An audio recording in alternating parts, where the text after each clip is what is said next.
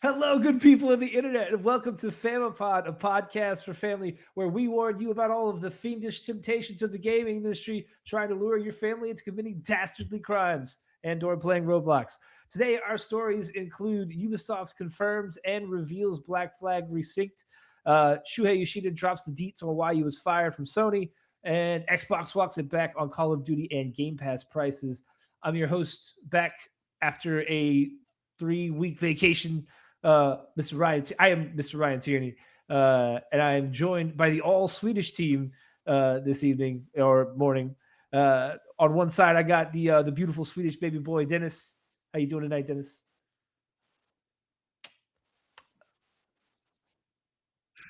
I missed what? We'll talk about it. And on the other side, making only his second appearance in Famicorp history, we got the Italian stallion, Mr. Enrico. How you doing? You can call me the Twilight Princess, actually, but yeah, hi, hi everyone. Twilight Princess.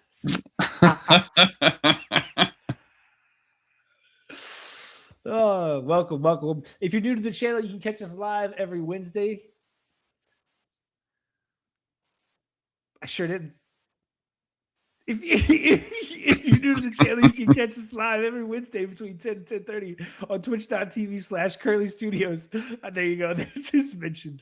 If you can make it tonight. If you couldn't make it tonight because well, it's Sunday and the work week starts tomorrow and you're panicking, and I totally feel it. You know, if you're not here, I totally understand. Then you can catch us on Thursdays usually. Sometimes maybe I don't not this time because it's Sunday. But at youtube.com/@Famicorp.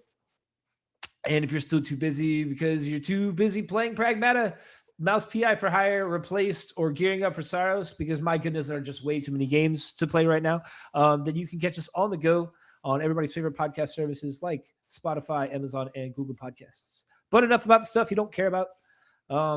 Let's get into it. Gentlemen, I have been away for quite a while. Enrico, you are here for the second time. Happy to have you. Welcome. And Dennis, you've been holding down the fort with Mr. Curly for the past couple weeks. Thank you for that.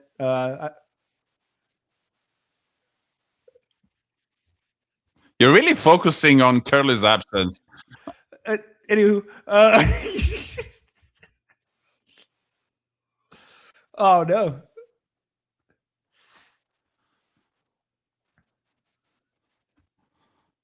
Talk. Anyway, why Curly is not here? Curly is otherwise disposed. I mean, I'm not going to go into Curly's now life why he's not here. Thank you, Diego. Otherwise disposed really sound like currently dead, but yeah. Yeah, we're here. We're ready to go. What exactly are you wanting me to jump into as far as why Curly's not here? I'm not going to expose the man's personal life on the internet.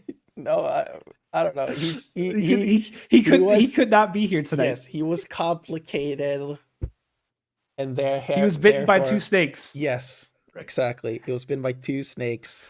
The venom fought in his veins and killed, and they just canceled themselves out. Little did he is dead. No, he's not dead. I mean, if you didn't know this, that's not what I heard. I mean, did you see the body? So no, not that. That's true. Yeah, that's a classic cinema rule. If you don't see a body. No. By the way, my mom mentioned that to me like a few weeks ago. It's like at some point I told her basically like if you don't see a body, the character isn't dead. And she like mentioned that to me a few weeks ago, and I was like, okay, yeah. Dennis, please sit down. You remember your uncle? I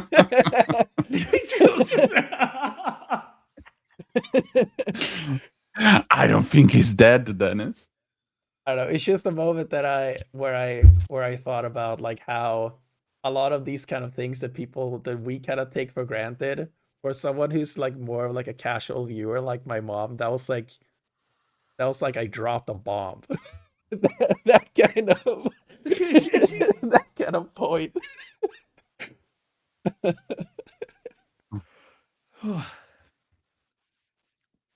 All right, are we gonna get into the first news story? Yeah, let's go ahead. Where do we want to start? I mean, we're going to save the Xbox talk for the end of it, I would imagine. But I mean, we got to start with the headline topic. do we? I feel like you need to save like you're going to channel the rage and the fury of everybody's favorite Xbox hater. I for, mean, like, you you're need to gonna find build that up to Enrico loves hating Xbox even more than I do. Oh, okay. All right. Wasn't expecting that. Okay. All right. Well, let's go. Let's gear it up. All right. Let's Xbox Game Pass Ultimate starting today, and today being April 21st because we are not an up to date gaming podcast. Starting today of April 21st, Game Pass Ultimate drops from $29.99 to $22.99 a month. PC Game Pass will also drop from $16.49 to $13.99 a month. Prices may vary by region.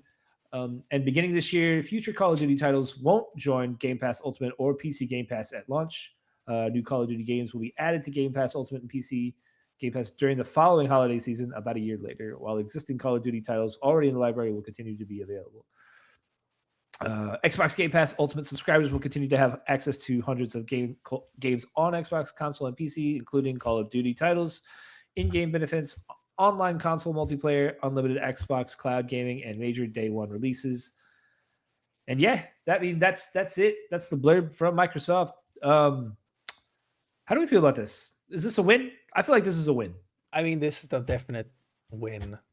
I mean, I feel like the main news out of this is that I don't know if this is entirely down to the new CEO, Asha Sharma, but I mean, she's doing all the right things. Yeah. Like, even if this was like something that Phil would have done, or like was like options for him, like, I don't know, Asha's just taking all of the low-hanging fruit to make sure that she's gonna be someone that the Xbox fan base likes. Like, not just doing this either, but like also going in and actually killing Microsoft Gaming. Oh, like, yeah. The gaming branch of Microsoft is no longer called Microsoft Gaming. It's actually called Xbox now. Like, all of these like low-hanging fruit is like everything that Xbox actually needs to do to win back the belief of their fan base, in my opinion. I also what I also think is interesting about the price drop is that it very explicitly tells us how much Call of Duty was worth. And it was This is on the heels of them. This is on the heels of them also killing the everything is an Xbox. Oh yeah, that was also a thing that she killed. But which like, is smart. How much was the price drop? For regular Game Pass, it goes down from $29.99 to $22.99, which is the biggest drop, and then PC drops like $3 or $2.50. Enrico disappeared. But wasn't it only included in Ultimate? Question mark. Oh, Call of Duty, you mean? Yeah. Yeah, Call of Duty was only part of Game Pass Ultimate. And that reduced by how much? Game Pass Ultimate and PC Game Pass. That reduced by $7. So yeah, Call of Duty was worth $7. $7 a month. Yeah. That's I mean, was that the price hike originally? Did it jump from 22 to 29? Enrico's computer crashed, apparently. Oof. He'll show up soon again. All right. So yeah, Call of Duty was worth $7 a month, which I think is probably quite fair. Because I mean, imagine how much money they would have sold. They probably lost out on putting Call of Duty to Game Pass, even in what have been like fairly low scoring releases of Call of Duty last few years, the last couple of years. It just shows. I think it shows quite clearly that releasing a game day one of Game Pass is worth so much more than Microsoft is trying to make it out to be. If Call of Duty, the biggest game that they have basically, is $7 a month for the entire year alone, essentially, that's a lot. That is a lot of money. And like another game, even like another big first party game, it can't be much less than that. So it means that Yeah. it's because like I mean, it but doesn't that, really matter like how much it sells in the end, but like also how much it costs to make, right? but like Call of Duty being $7 a month, like that's a lot. But like also Call of Duty, those games just sell like crazy. So I think the money they lose not having like putting it on Game Pass versus people buying it is different. Like, Yeah. than even their first party titles, because their first party titles don't sell at all. Mm. So But yeah, I mean, I think it's a smart move for Xbox, because I mean, well, I would love to see a breakdown of the comparison of people who played Call of Duty on Xbox versus PlayStation last year when it was free on Game Pass. I would imagine those numbers are probably still skewed in favor of PlayStation.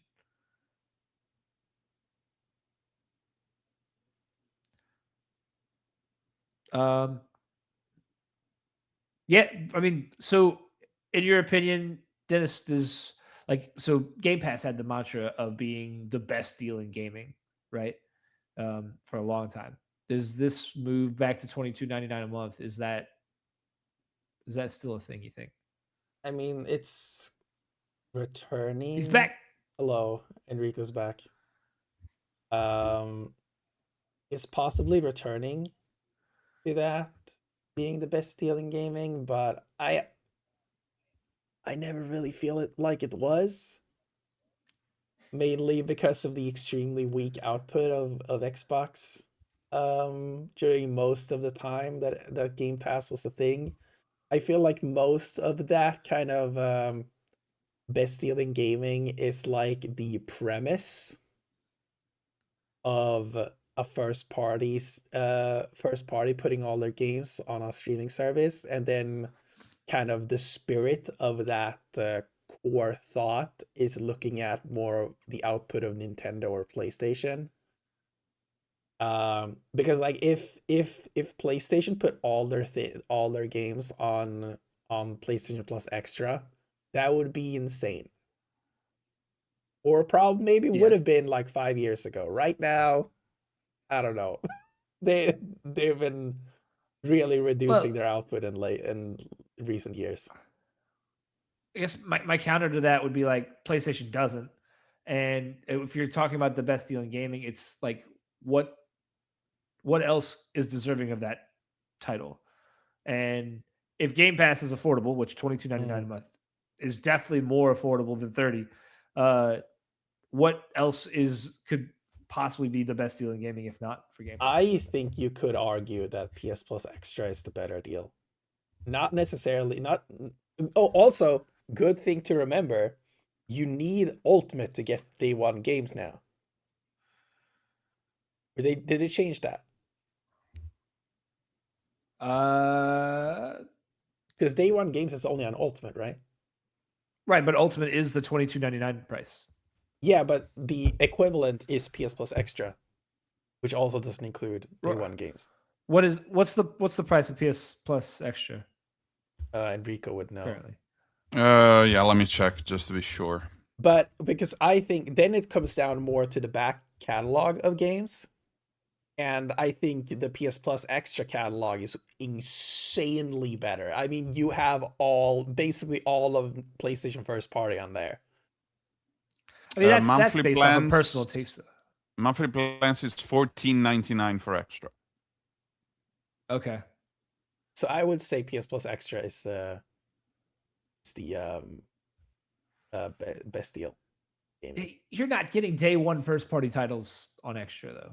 No, but you're not on the equivalent version of Game Pass either. I think the mistake is not identifying an audience for it, because I mean, us three I think we buy more games than the average gamer. Mm. We Sure. play more games than the average gamer. So it seems like it is the best deal in gaming for a specific target. Like it is. You can't talk about a best deal without talking about who am I talking about. Like who is gonna That's pay, fair. dollars for this. And it is a great deal if you want to just try things around. You have ample tastes. You like different genres and stuff like that. That's how it feels for now. It is not. It's not the best deal in gaming if you like, actually owning games. If you like specific types of games and such, it really depends on who you're talking about.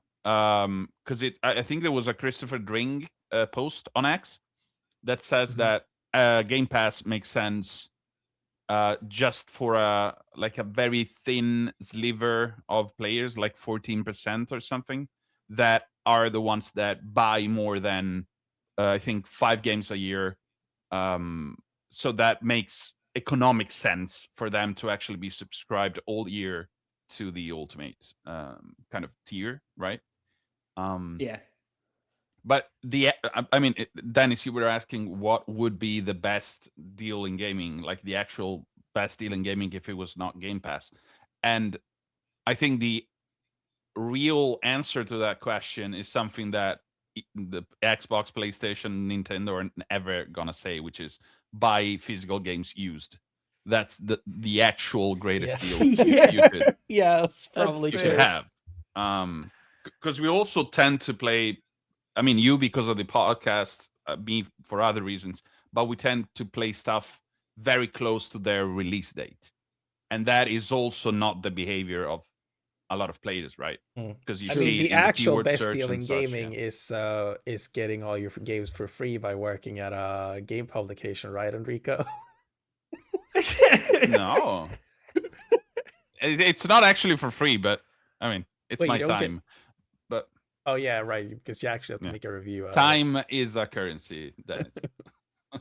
That's fair. That's a really good point. Yeah.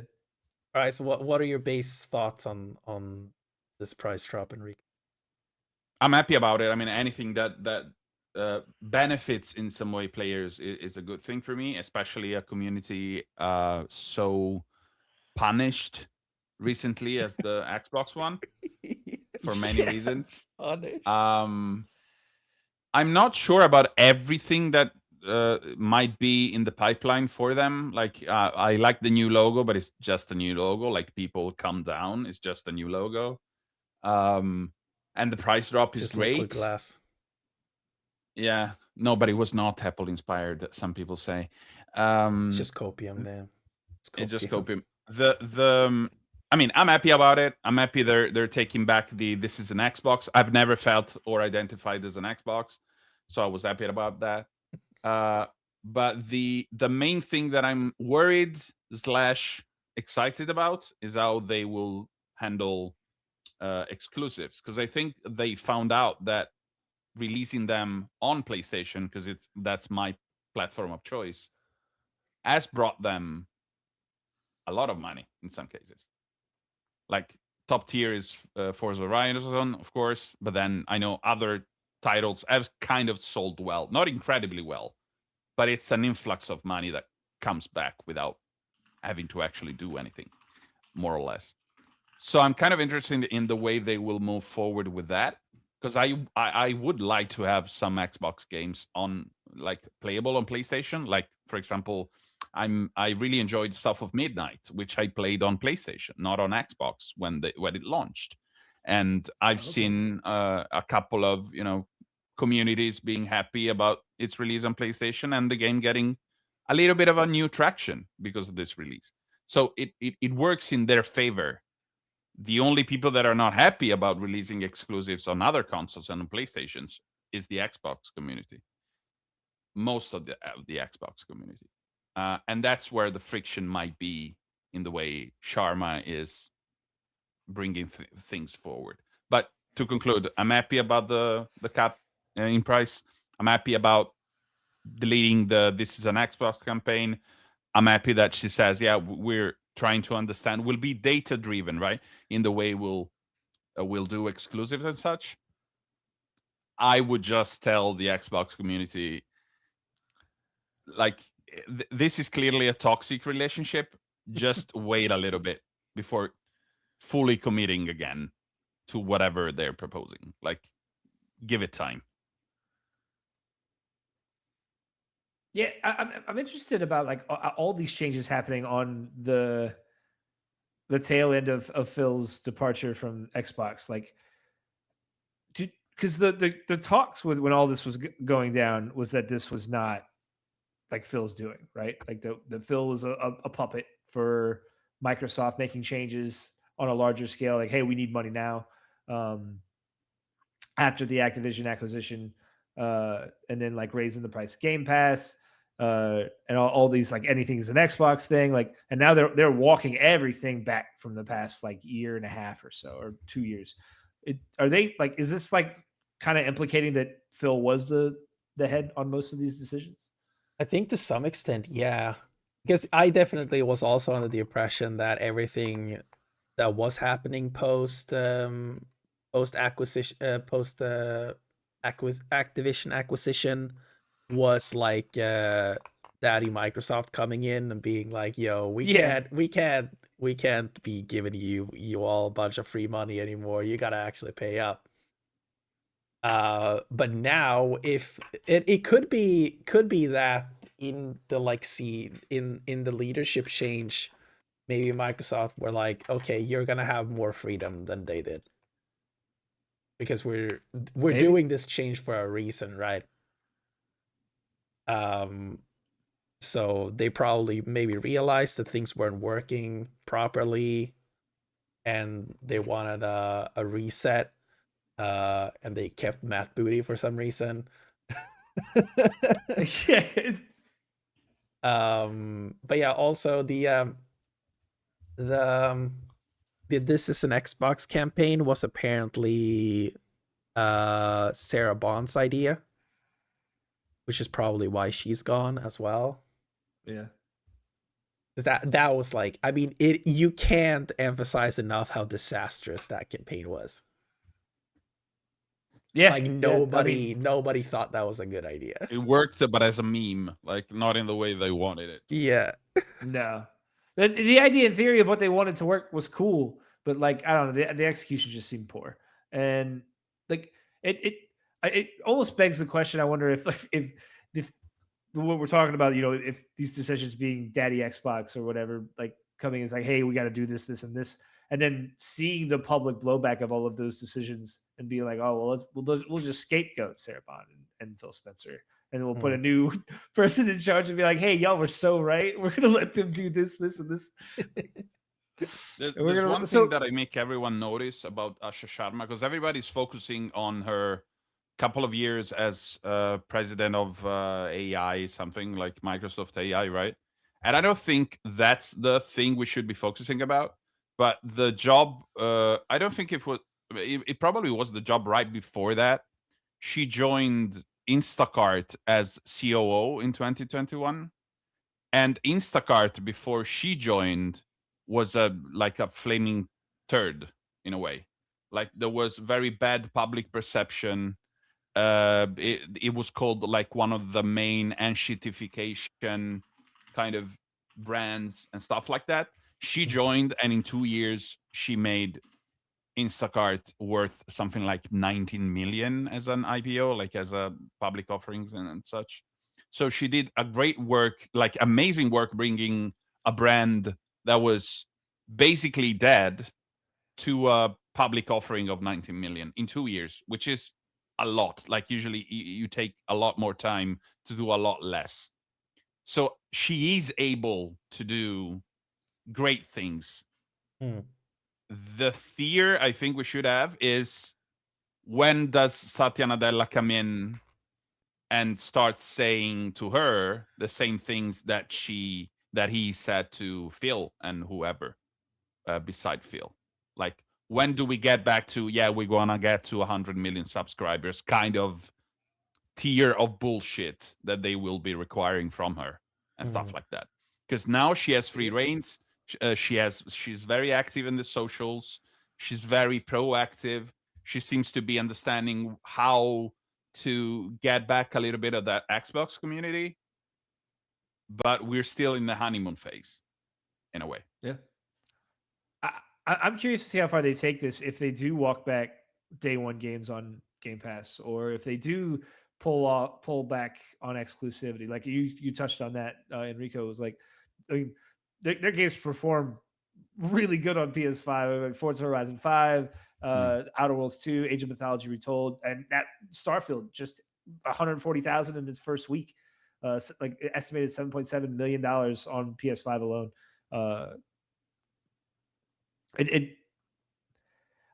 don't know if they still don't have the infrastructure or not the infrastructure, but like the fan base, the climate around their brand to walk those decisions back. I don't think yet, but if these moves pay off for them, I'm curious if they end up moving towards that route of like, y'all need to buy an Xbox to play these games. They have one way, I think, of amplifying the Game Pass community, which is the tier they were experimenting with, I think, a couple of years back. They were, I think it was just talked about, which is the free tier with ads. That would be, I mean, I wouldn't ever subscribe to a gaming subscription with ads, but it might be like a sort of a drop-in way, like a ramp in instead of a ramp off. And then you see the value of maybe some of the tiers. But if they move away from games on day one on the service, they might have to lower the price again, I guess. It's I don't know. It's very difficult to understand how the average gamer thinks, because it's $22 a month does not sound like a lot, but you also are not owning any of the games. True. And you're kind of susceptible to whatever the service wants to do with them, which in a way compares it to PS Plus a little bit more, in my opinion. Like, PS Plus is very strict in the things it gives you. Like, it says, you can redeem games, the monthly ones, and they're yours forever as long as you pay. And even if you stop paying and you come back, they're still yours. But the ones in the PS Plus catalog, correct me if I'm wrong, Dennis, but they're yours up until they're in that service.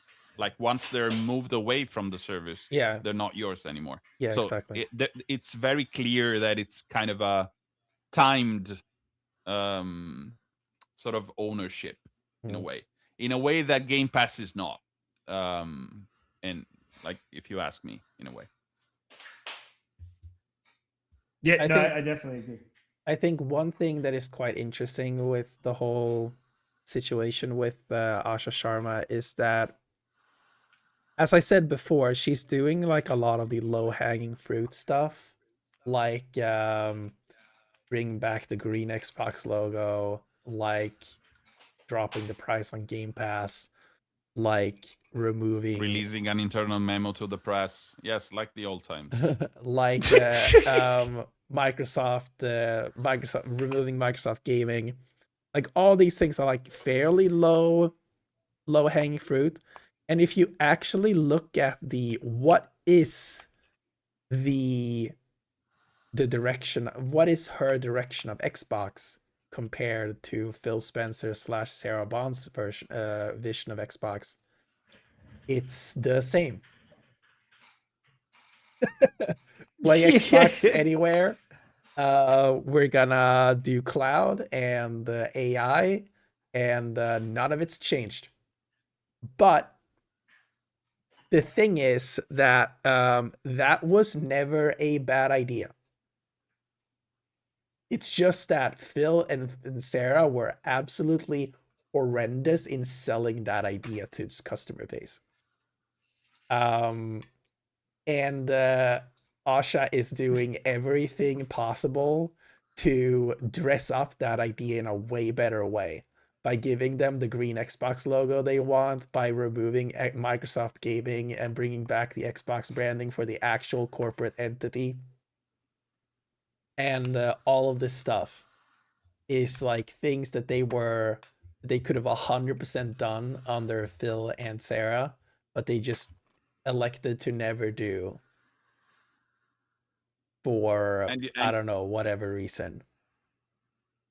we gotta add another thing to the mix, which is she removed the naming Microsoft Gaming, right? And Yeah. we're back to Xbox. That also comes a few months after.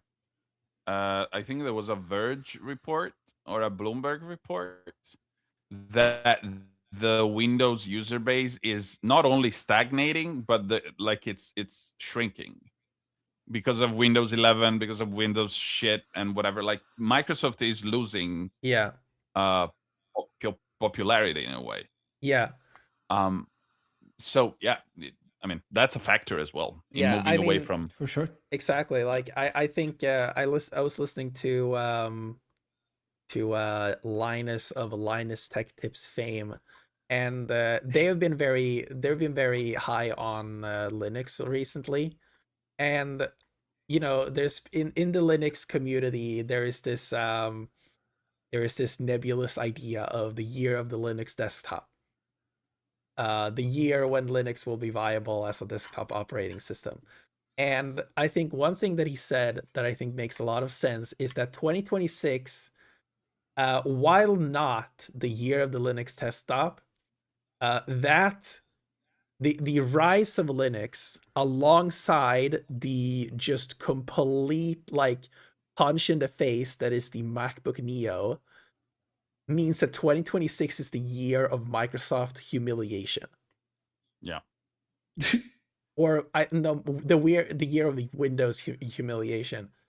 Yeah. And like I think that is 100% true. Like if you haven't been kind of tied into the whole MacBook Neo situation, like Apple released a essentially like I think apart from the internals, essentially a MacBook Neo class laptop at $600, $500 with an education discount. And Wow. like it's actually aluminum unibody and everything. Like the laptop is extremely insanely fire and it's so cheap. And like the all of the cheap laptop Microsoft OEM laptop brands, they're just like panicking, like, oh shit, like Apple is stealing our entire market. Apple is doing something cheap. How crazy, Exactly. actually. And it's like they're doing something cheap and still insanely good. Yeah. Like everyone is going insane over the MacBook Neo. Like even like people who generally don't really like Apple that much, like Linus Tech Tips for instance, like they're still going insane over the MacBook Neo because it's that good. And like for the first time in a long time with the MacBook Neo and with the rise of Linux, just means that Microsoft actually needs to worry about their market share for once. And I think the gaming part of this is just another part of that, where it's like they need to be like, okay, how do we make sure that people don't leave? Now that people can play Windows games on both Mac and Linux, by the way, like you can just straight up play a lot of Windows games on other platforms. It's like they don't have the moat anymore. They have the online thing with the anti-cheat issue that is still very much an issue when it comes to this situation. But like they can't just drop a bunch of AI shit into into Windows anymore and be like, you're gonna like it. You're gonna like it. You're gonna like the Copilot buttons all over your fucking notepad. And that's like another situation where they've been like, oh yeah, no, we're gonna listen to you now. We're gonna make Windows good. It's like, okay, why wasn't that a motivation? Why wasn't that like a focus beforehand? Like they said that they were gonna remove all the Copilot buttons, and they started doing that, except they didn't remove them. They just rebranded them. They're not Copilot anymore, but they're still AI buttons. So it's Can like you you didn't do imagine, like, anything. as a quick what if, we see Call of Duty lose it to Battlefield and Windows losing it to MacBook and Linux before GTA 6? No, Like not it's before GTA 6. That's not happening. It's like if we did that bet on Polymarket, I would bet on GTA 6. Let's go to Polymarket. Right No, now. please don't. I don't want to fuck Polymarket. That's funny. All right. Any closing thoughts on the Xbox topic, fellas? No. Good luck, everyone. I guess. Yeah, good luck. Yeah. All right. Let's pivot to let's go Sony. So we'll start with Xbox. Go to Sony next. We got the deets from one Shuhei Yoshida after he was fired for apparently not listening. This coming from IGN. Former PlayStation veteran Shuhei Yoshida has said he was fired as president of Sony Worldwide Studios after clashing with then CEO Jim Ryan.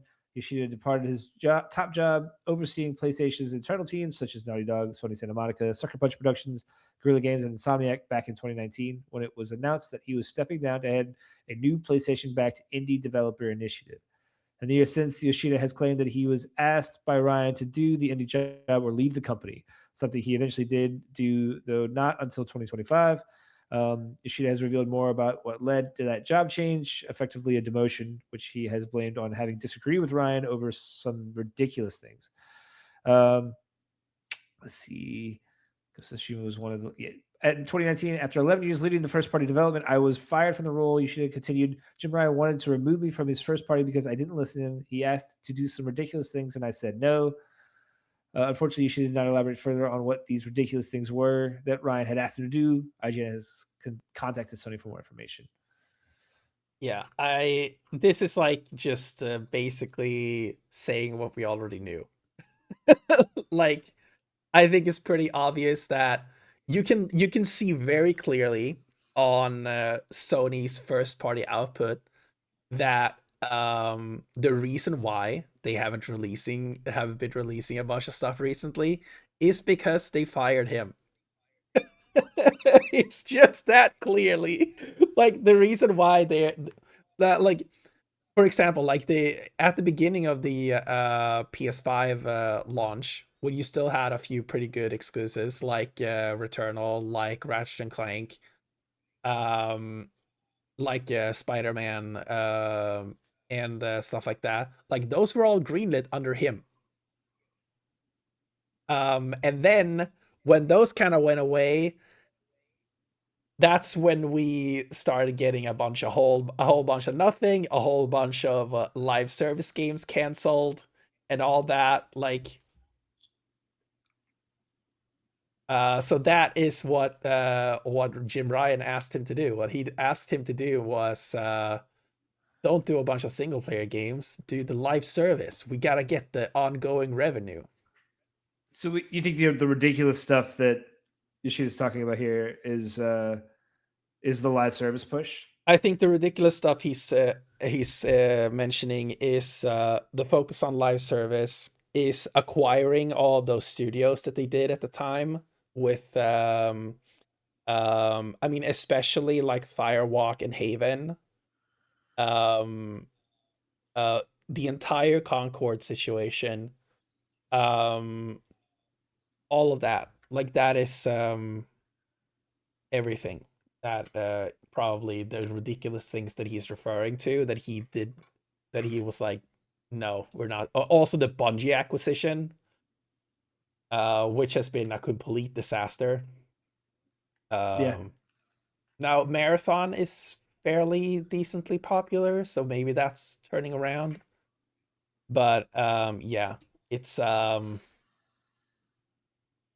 man, I think it's gonna. I think what in the when the kind of when the dust settles on this, I think the Jim Ryan era of PlayStation is gonna be looked back on similarly to the Don Matrick era of Xbox.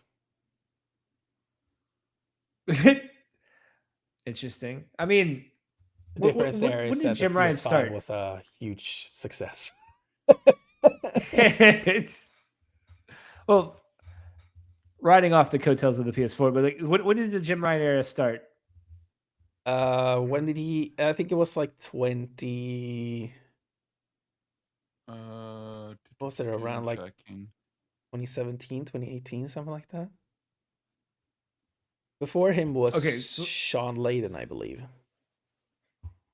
Between 2011 and 2019, president of SIE European branch. No, when he was of PlayStation in general, because I know he was at 1994. Europe before that.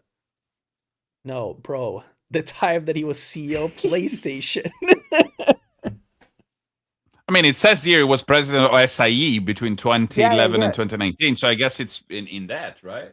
No. Oh, 2019, 2024. Exactly. Like he was Okay, so- in Europe before that. So yeah, he doesn't really get any of the good nature of the PS4 generation. That's Yeah. all his predecessor. Yeah. Yeah, no, I mean they've done 19 to 24. You got the launch of the PS5 really, and the end of the PS4 life cycle, which he wouldn't have any involvement on really in the decision making processes of that, and everything post what Ragnarok. I mean, has been When did Ragnarok come out? 21, right? Yeah, that think would it still was, been yeah, greenlit right under. after Cody. Yeah, that's what Previous- I'm saying. Like, you wouldn't have that. He doesn't get credit, but that's like the last like time I feel like Sony probably set the world on fire was Ragnarok. 2022, November 2022, Ragnarok. I mean, let's give him his laurels for the release of the PS5. Like, you release a console during the worst pandemic the world has ever seen since the Black Plague, and it still goes well. And it went really well. But beside that, yeah, I mean, it's a tenure that has not brought a lot of good things to talk about in general. Yeah. But Shuhei also says like, indie is the future of gaming for him. So it's kind of like Jim Ryan is at the top of it, but I think the iceberg was going to crash sooner or later anyway. Live games are still going strong, but just the few that actually come out of the woodwork in a good way, in talks of like I don't know what works in terms of live service games, but some works and some don't, and that's just it. And it was They're jumping into it expecting this cash cow. Do we think like Sony is course corrected for the better now? Like we're going to see these games start to hit a better pitch or cadence going forward, or like are we out of the ridiculous? I think they still need time. They're probably going to use second party stuff for a while they're figuring themselves out. Push Intergalactic as much as they can. Use the GTA 6 comparison. I mean, GTA 6 bundle, whatever they're gonna do, because PlayStation is the GTA. Yeah. But I think they're still figuring themselves out. I'm hopeful that Hideaki Nishino's leadership might bring the ship to shores that we actually would like visiting instead of Jim Ryan or Edmund Holst, and his Concord will be the next Star Wars. Exactly. Pitch. Remember that Herman Holst was co-CEO of PlayStation alongside Nishino, and then was demoted. And he was the one who replaced Shuhei Yoshida. And I think the reason why all of that happened is because they realized that he's responsible for this. Like, I think it's weird that he's still in charge of PlayStation Studios, which is like now crazy. he's basically assistant to the regional manager. Like it's kind of, it's kind of that title in a way. Yeah, that's funny. But yeah, I mean, if Shuhei, which I wanna. I want to remark that he didn't like Demon Souls and he didn't understand Demon Souls originally. Yeah, but the rest he did great. Yeah, he's been transparent about that, like how he isn't perfect either. But like, let's be honest, he's done. I mean, no, he's done basically everything. When you think about PlayStation first party, that's him. Because he was the one who like basically from the what was like about middle of the PlayStation 3 generation up until like 2019. That's him. Or like essentially up until like 2023, because that's when like his games stopped releasing basically. Like that's him. Like all uh the face of PlayStation first party is him. And that, I think that speaks, and then I'm gonna stop talking, but that speaks both to the Xbox situation and the PlayStation situation. Like during COVID, gaming grew so much that now there's a bunch of gamers now that were not there before 2020 and 2021. So the gaming community beneath the PlayStation bubble, the Xbox bubble, not as much in the Nintendo bubble, because I think most of the Nintendo community is the Nintendo community that was already there. But most of the PlayStation and Xbox community is so new that PlayStation and Xbox as brands are still figuring out what to deliver in a way to their community. Because I still, I mean, my name before was I actually really liked Conquered. I think the push for live service games was right and is right in general, Mm. but not in the way Jim Ryan was doing it. Yeah. Just like the Xbox stuff we said before, like going to cloud, play anything anywhere. That's the right way to go, or at least to try out. But there's a million ways to do it, and the ways Phil Spencer was doing it was not the right one. So I don't want PlayStation to completely move off the live service stuff, because of course with Helldivers, like they didn't think Helldivers would have been that great of a deal, but that it worked out. They screwed Also, I don't want also a them to move away Shuhei from live game, service. by the way. Yeah, yeah. But yeah, like you were talking about like second party earlier, like uh games like Stellar Blade, like Rise of the Ronin, like that, those games are like a result of the failure of Herman Holst. Basically. Like the reason why they signed those games is because they don't have the first party games anymore, because they've all been canceled. So they had to I mean, fill out that's their catalog. but that went well, right? Not Yeah. Rise of the Ronin as much, even though I know it sold relatively well. But Yeah. I mean, with Stellar Blade, it went great for Yeah. many reasons. Yeah, Probably two exactly. more Like than others, but yeah. I mean, and they also had to go out and buy exclusivity, right? I mean, yeah. Final Fantasy 16, Rebirth, like Yeah. it's kind of carried at least a little bit of this generation. Mm. And to be fair, those games did not perform well, but I mean, they performed well. It's just that Square Enix thinks Yeah, that Square all Enix of their has too high games. of a standard, Yeah. I think. Yeah. Yeah. And it's interesting that you touched on Square Enix, I mean, on Final Fantasy, because we know that with the third one of the trilogy, they're probably going to release at the same time on all platforms. Yeah. And I'm very interested in seeing how that will perform. Because, I mean, we've seen it, I think, with Pragmata itself, the percentages. Yeah. I think Xbox has just moved much of the Xbox community towards not buying games, and we can dance around it as much as we want, but they are not buying as many games as the PlayStation community and the Wasn't Nintendo it like one does. for Pragmata, and I think it was specifically UK physical sales or something like that. Mm-hmm. It was like less than 10% was Xbox. Yeah, it was like 8 or something. Yeah. Yeah. And something like I think 10-15% was Switch 2. Which is wild. Like I want to underline how insanely wild that is.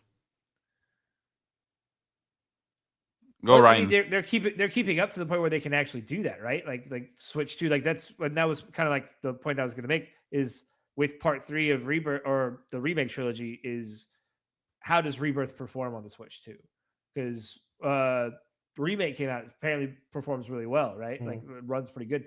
The test is going to be, does Rebirth look like a pile of garbage on Switch 2, and can we get a day one release that doesn't look like crap for part 3 on Switch to see if it performs like that? I feel like that's a very telling like sign of like how part 3 is going to do fiscally. Yeah. But yeah, I mean, to get back to Sony and Shuhei, like we already knew that Jim Ryan was kind of not a great captain for the PlayStation ship. And Shuhei just, I mean, underlined something that I think it's was already known. What is Dennis What is doing? what's happening? The image of Jim Ryan playing Oh, PlayStation, yeah. Oh right. where he doesn't hold thumbs on the controller like this. It's like below it like this, Yeah. and he's not holding up here. He's holding it like this. But he has back buttons controllers. He's playing with the. Yeah, he's only playing with the back- paddles. Yeah, just a back. Paddle only. He's a pro guy. He's a Gran Yeah. Turismo 7 back paddle guy. Yeah. No, but I mean, yeah. I don't think it's anything new. It's. I really hope that what Shuhei says. I mean, we already know that indies are kind of filling our times between the great releases, right? So what I mean, it is 100% correct on that. I want the AA industry though to grow a little bit more. So it becomes like those kind of, just to compare it to the movies, becomes those kind of indie, semi-indie A24 movies that you go see, and then once a year, maybe twice a year, the new Avengers came out, or the new whatever comes out, the new Avatar, the new Dune, the new Christopher Nolan movie, and then you go see that, and you know that you're witnessing an event, but you're not waiting for the next event. You have things to fill out your weekly needs in terms of movies, and I think we should aim at kind of the same with AA Speaking and of the indie games, single A. What are you playing? What is that? Oh, the body signal. I know that guy. Hey, wishlist on What's Steam. that? That's my game. let's go. I'll wait for it on PlayStation. Yeah. The We gotta get you this another episode. this is for the it. future of gaming. Indie games like this. Future of gaming. Dennis is the future of gaming. Change your subtitle to the actual future of gaming. I will. Yes.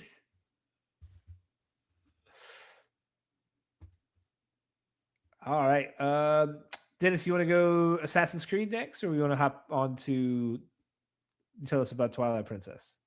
Let's do. These are kind of both your bag, so like, I'll let you choose. Let's do Twilight Princess. Twilight Princess. All right. Hey, thank you, Diego. Wishlist the future of gaming.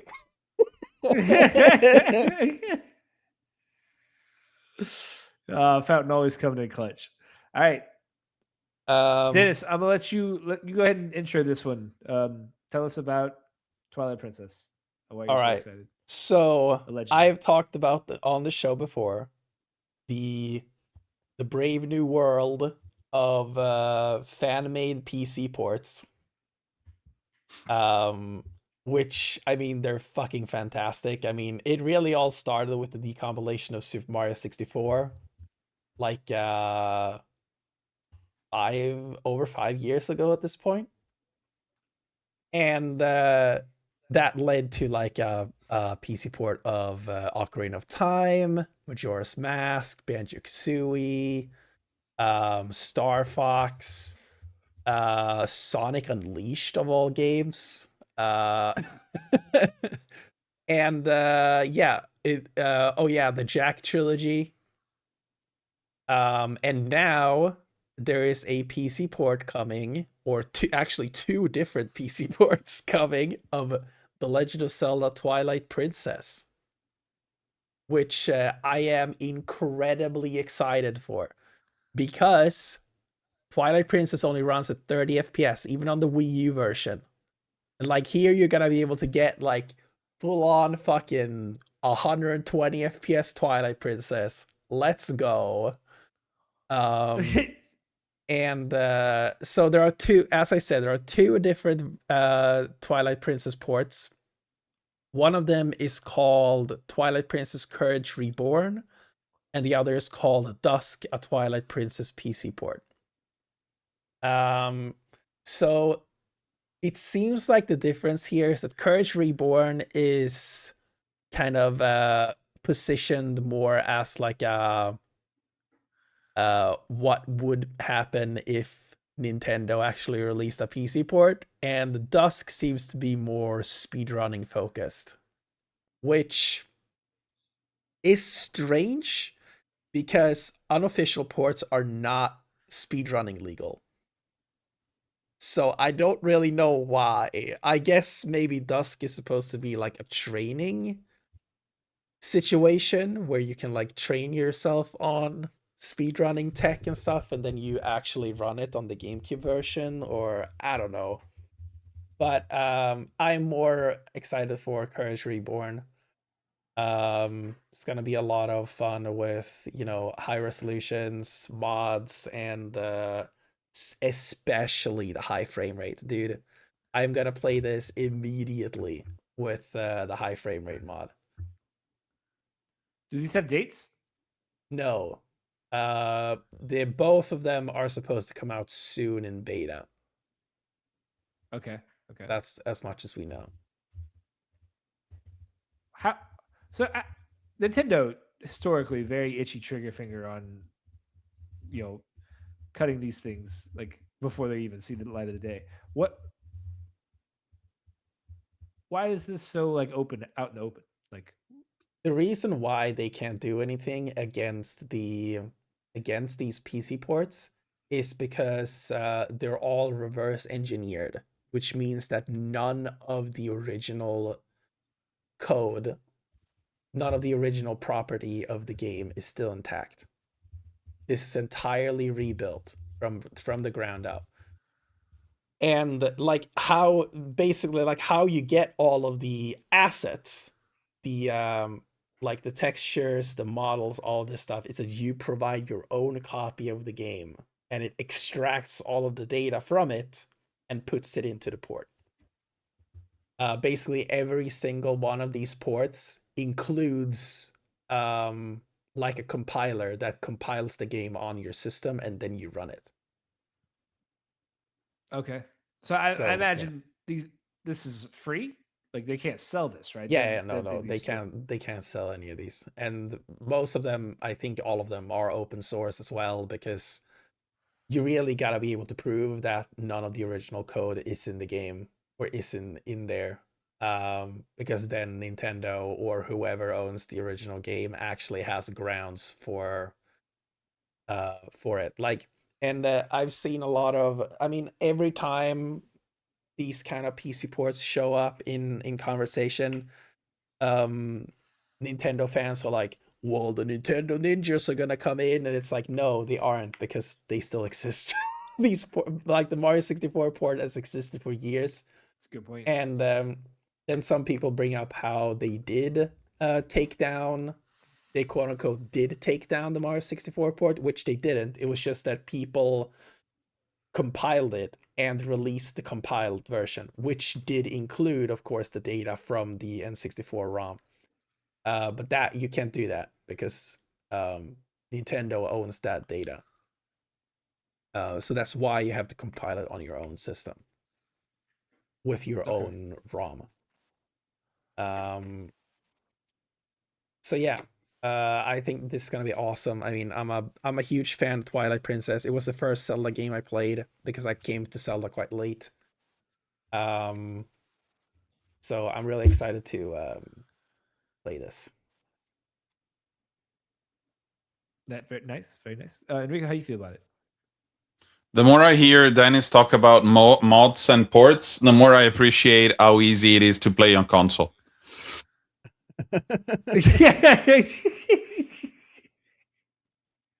Just press play, the console boots up, I choose my game. If I have it, I play it. If I don't, I buy it. And that's it. And I'm enjoying the game. I don't have to wait for anything. I don't have to think about anything besides pressing play and, you know, some back pedals, as the Jim Ryan way teaches us. But that's it. I mean, I'm happy about hearing Dennis. Dennis is happy about this, as always. But it's kind of strange to me to understand how difficult it is to play things, old things, the proper way nowadays. But that's my main thought about it. Dennis has like has a different port that he brings to the table, or something else for us to download and take a look at. I feel like every other podcast, like he's like, "Guys, you got to check this." It just tickles some part of his brain. I don't know. It's usually like 2 o'clock in the morning, just like, dude, y'all got to download this thing real quick. We I think we stayed on a call another like hour and a half afterwards because he wanted us to download and play Donkey Kong Country Returns without the motion controls or the wiggle or something like that on the Dolphin emulator, allegedly. Um, Yeah, I mean what Diego said. Alleged. We love open source and preservation in this house. Exactly. Like, I'm and very happy I for you, think Dennis. I think when you have someone like Nintendo does back, I think back on the Wii, Nintendo did a great job in terms of preserving uh their um their history.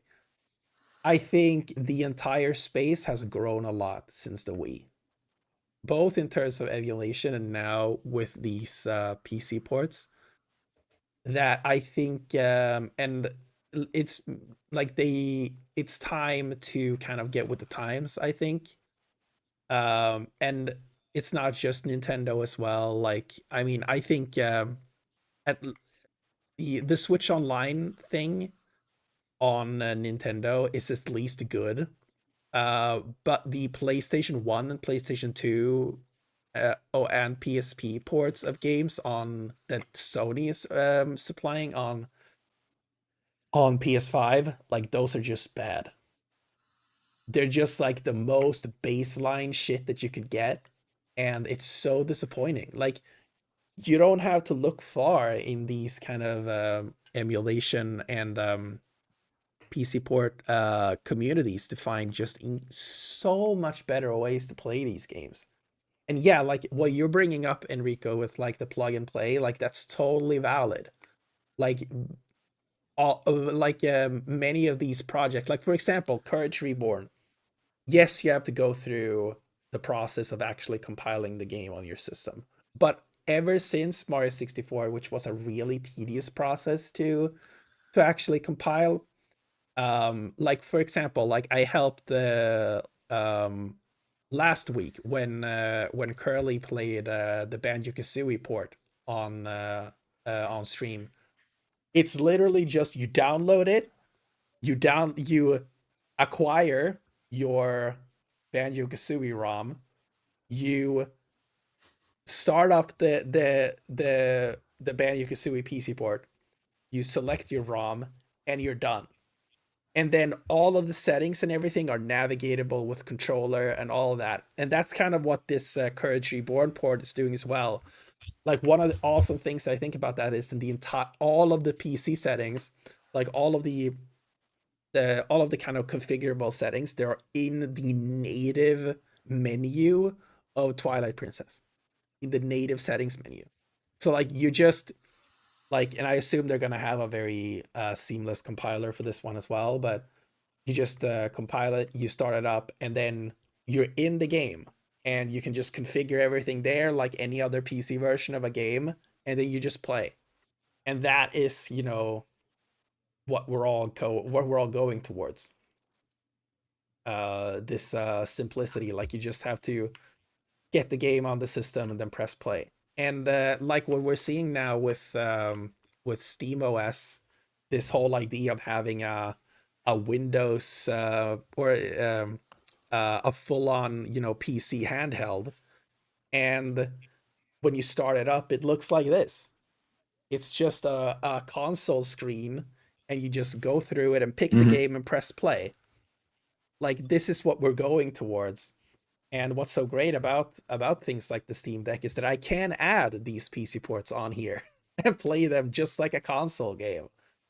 So yeah, we're getting there, and I think it's, as Ryan and I kind of talked about this a little bit before the show, but I think it's a matter of time until someone who owns a game that has been PC ported actually uses that port officially, because they are open source. They just have to honor the license, and they can just use it. And I think the first one we're gonna see is the Banjo-Kazooie port.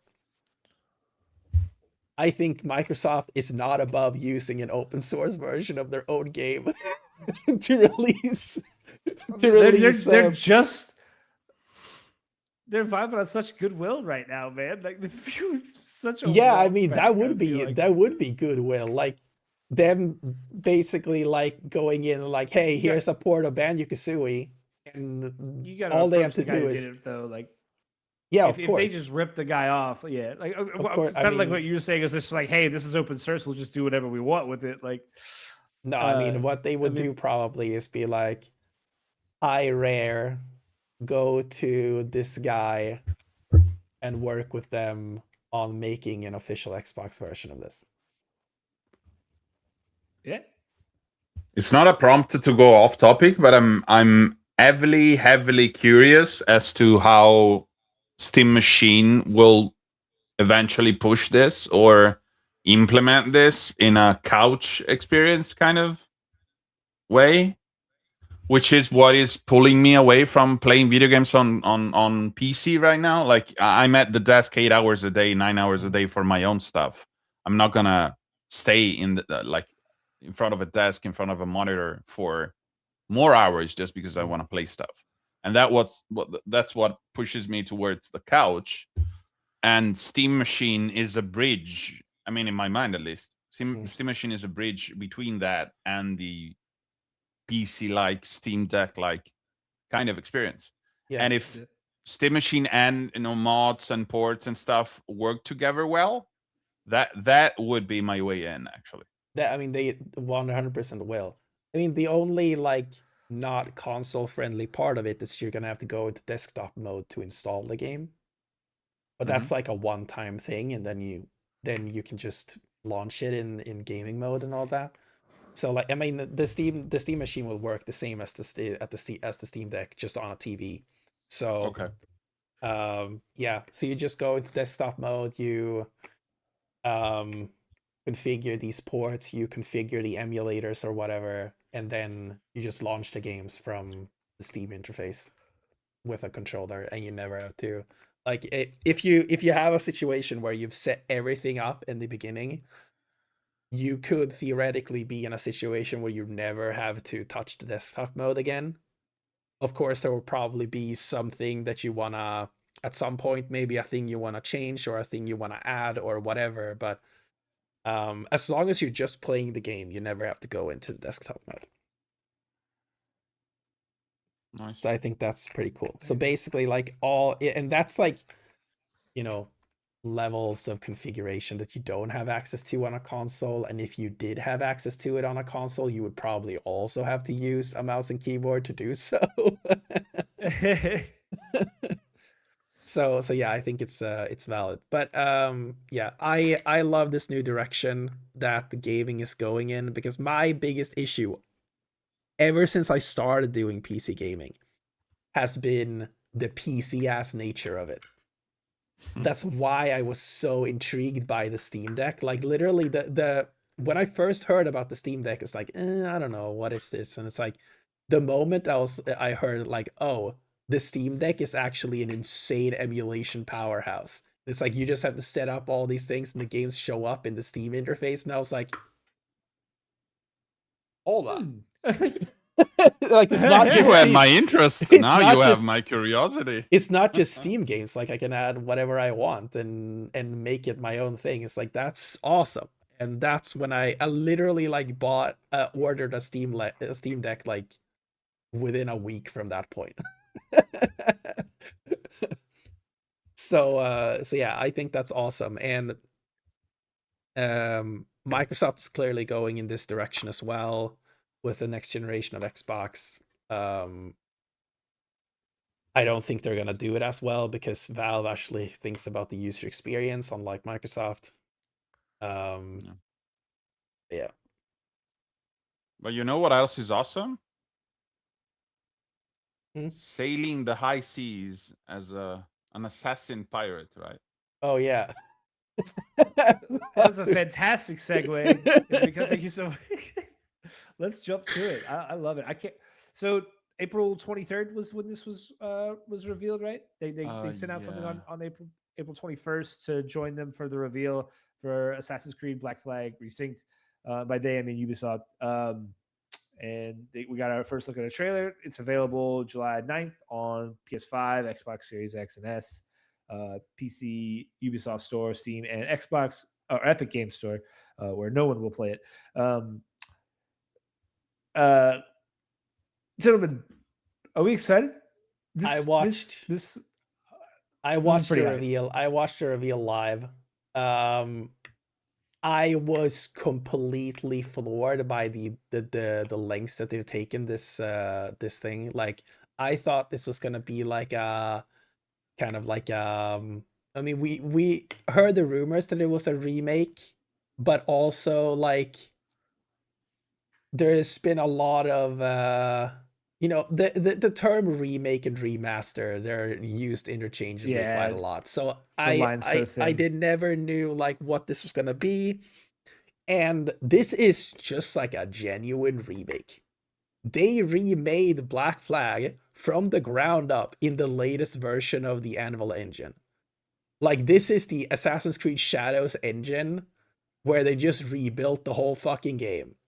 And It looks so good. They've redone the combat. There's now no longer a load screen between the cities and the ship and the seas. Like, you can just seamlessly go between.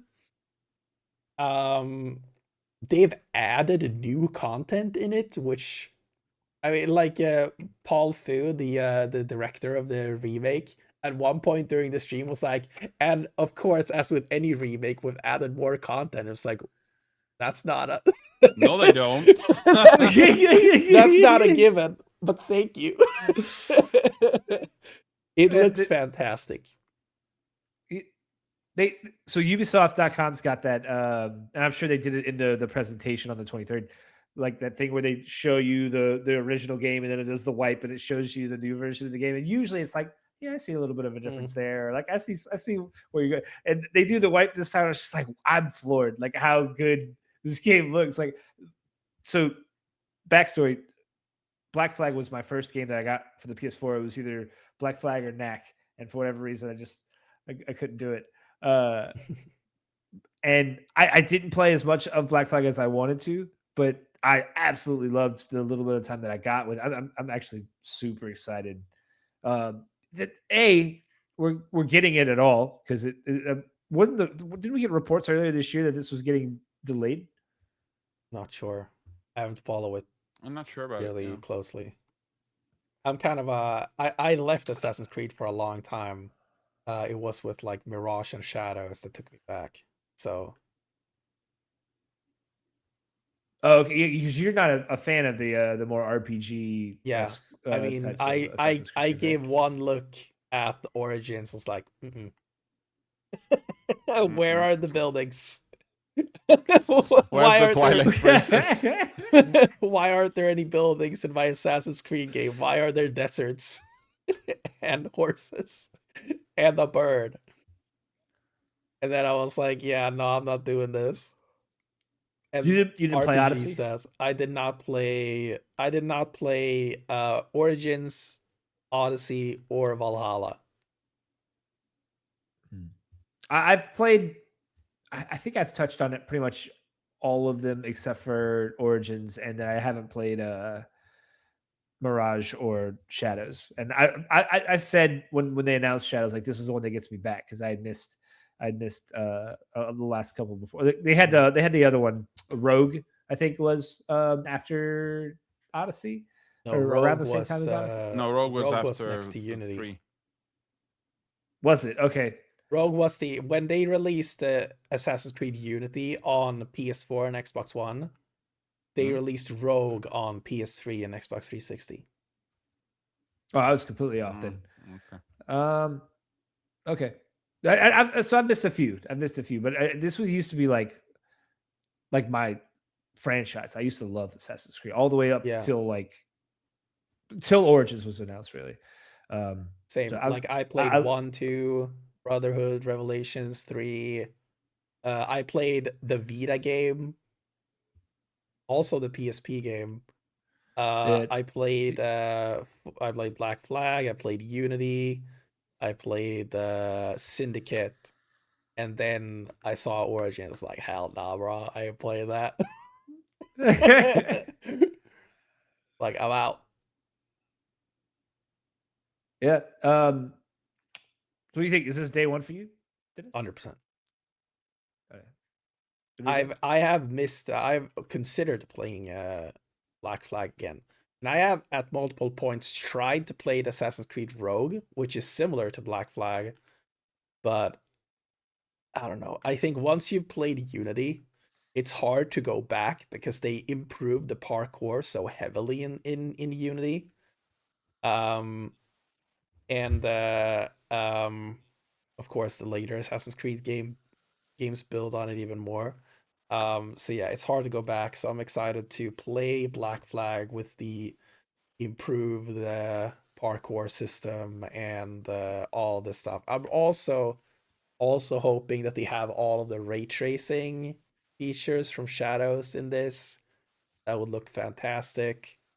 I played Shadows on my PC, cranked up that ray tracing, made everything just rely on DLSS to the point of my PC just sitting here sweating like crazy. It's like, but yeah, it was awesome. It was awesome, and I hope that Black Flag will be another experience like that. Yeah, me being a console guy, like a PlayStation 5 Pro guy, I'm happy to see that they're like it's gonna launch with PSSR 2.0 already kind of implemented or active or whatever they do with it, which I'm happy about. But I got a couple of things to say. Like Black Flag is a great game. It's probably the best pirate game I've ever played, but it's also the worst Assassin's Creed in a way. Yeah. Like it's a great ship game. Yeah. I mean, it's a great game. It's not an Assassin's Creed game. Yeah. This said, I still remember the sea shanties, but I can't wait to hear the sea shanties in like Tempest audio. But the I gotta say, I'm happy that they used the resynced kind of word to explain it because it is a remake. You're right about that. But in the comparison videos, I kept on seeing everything that got lost in the visual translation of it. Like it was very rough, of course, but especially during the sunsets, you had those kind of very orangey tones and that kind of overlay, almost a Dune-like, Arrakis-like overlay of orange everywhere, and that got completely lost in the remake and stuff like that. Like it had a visual personality, which is of course connected to technical limitation or whatever you want, but it had one. Now it's kind of a generic pirate game, which is also Black Flag. But it's good to see that they did it.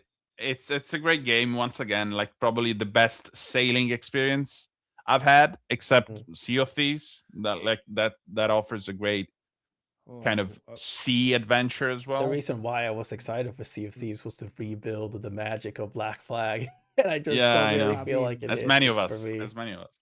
I mean, it's a good sailing game. I don't know if it matches, the Pirates of the Caribbean world in Kingdom Hearts 3. I mean, maybe haven't played that. Oh, okay, just me. All right, bet. One thing. So, there was a comment by the director during the stream, which I thought was interesting. Which is, I don't remember exactly what he said, but he kind of insinuated that the modern day part of the remake is not the same as the original. Because the modern day part of that was that you were a game developer, right? Yeah, and like you were working at like Abstergo Entertainment, and you were hearing like rumors about how they extracted Desmond's body from that place from in Assassin's Creed 3 and all that. But my theory about this is that the resynced title is not coincidental. I think this game is canon alongside the original. And they have some narrative reason as to why they have to resync Edward's story. Interesting. Tinfoil hat. Okay. So like this game is essentially in the modern day narrative of Assassin's Creed a sequel to Shadows.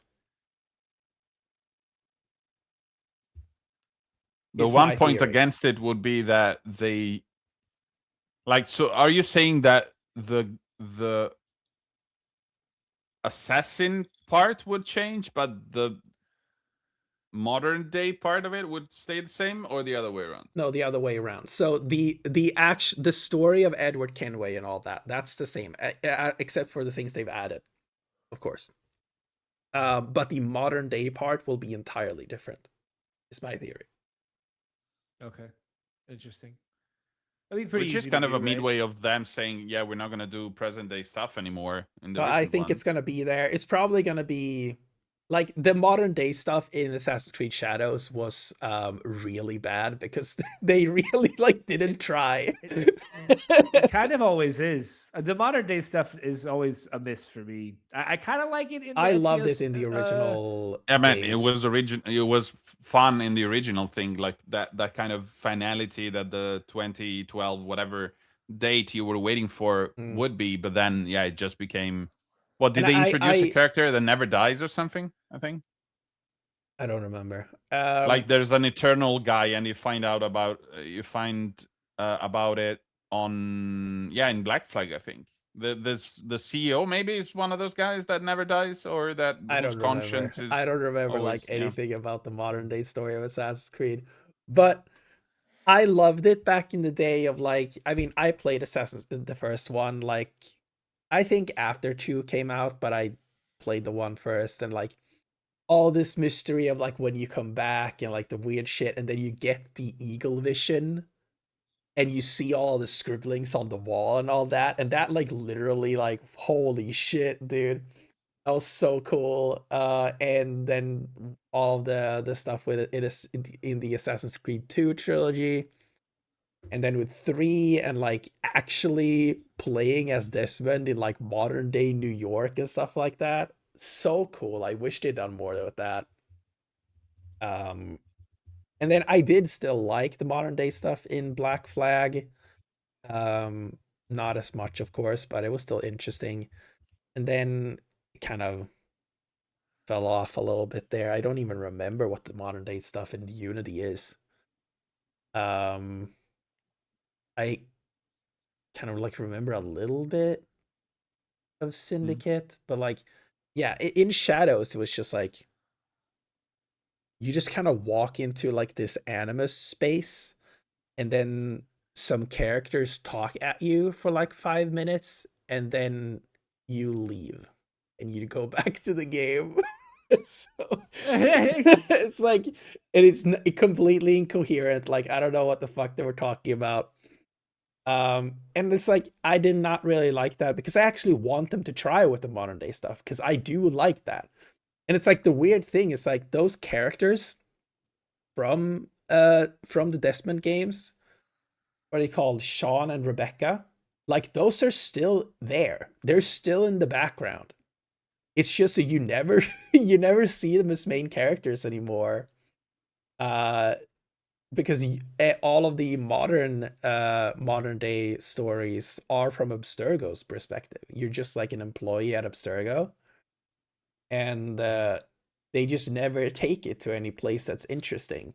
And I think what of course like there are some people that don't like the modern day stuff at all, but like I think in hindsight, I think most people did like the Desmond stuff.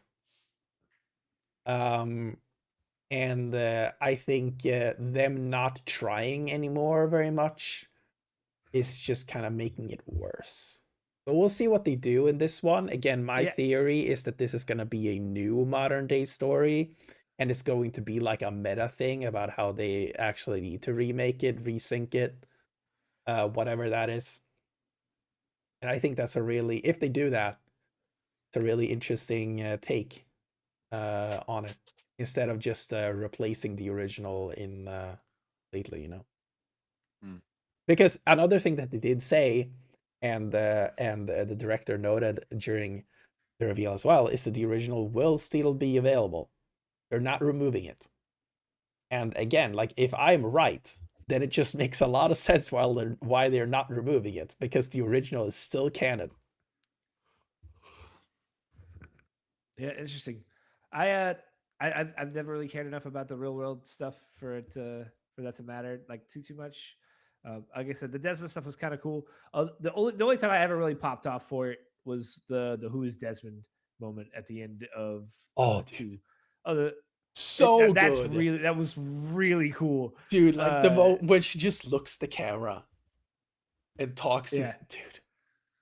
That part gave me chills. Honestly. Yeah, Like, same. that might I be mean, the it only was time the that same. anything like that's ever done that. Yeah, I mean, the whole Eagle Vision part in the first game also gave me, but like, that was insane.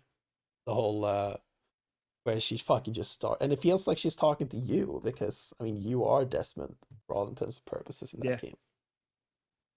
So cool. For me, it's more the end of the revelations in a way. Like, when I've always liked the character of Ezio more than the character of Desmond, but I liked how their stories kind of both reflected each other and collided with each other in multiple ways.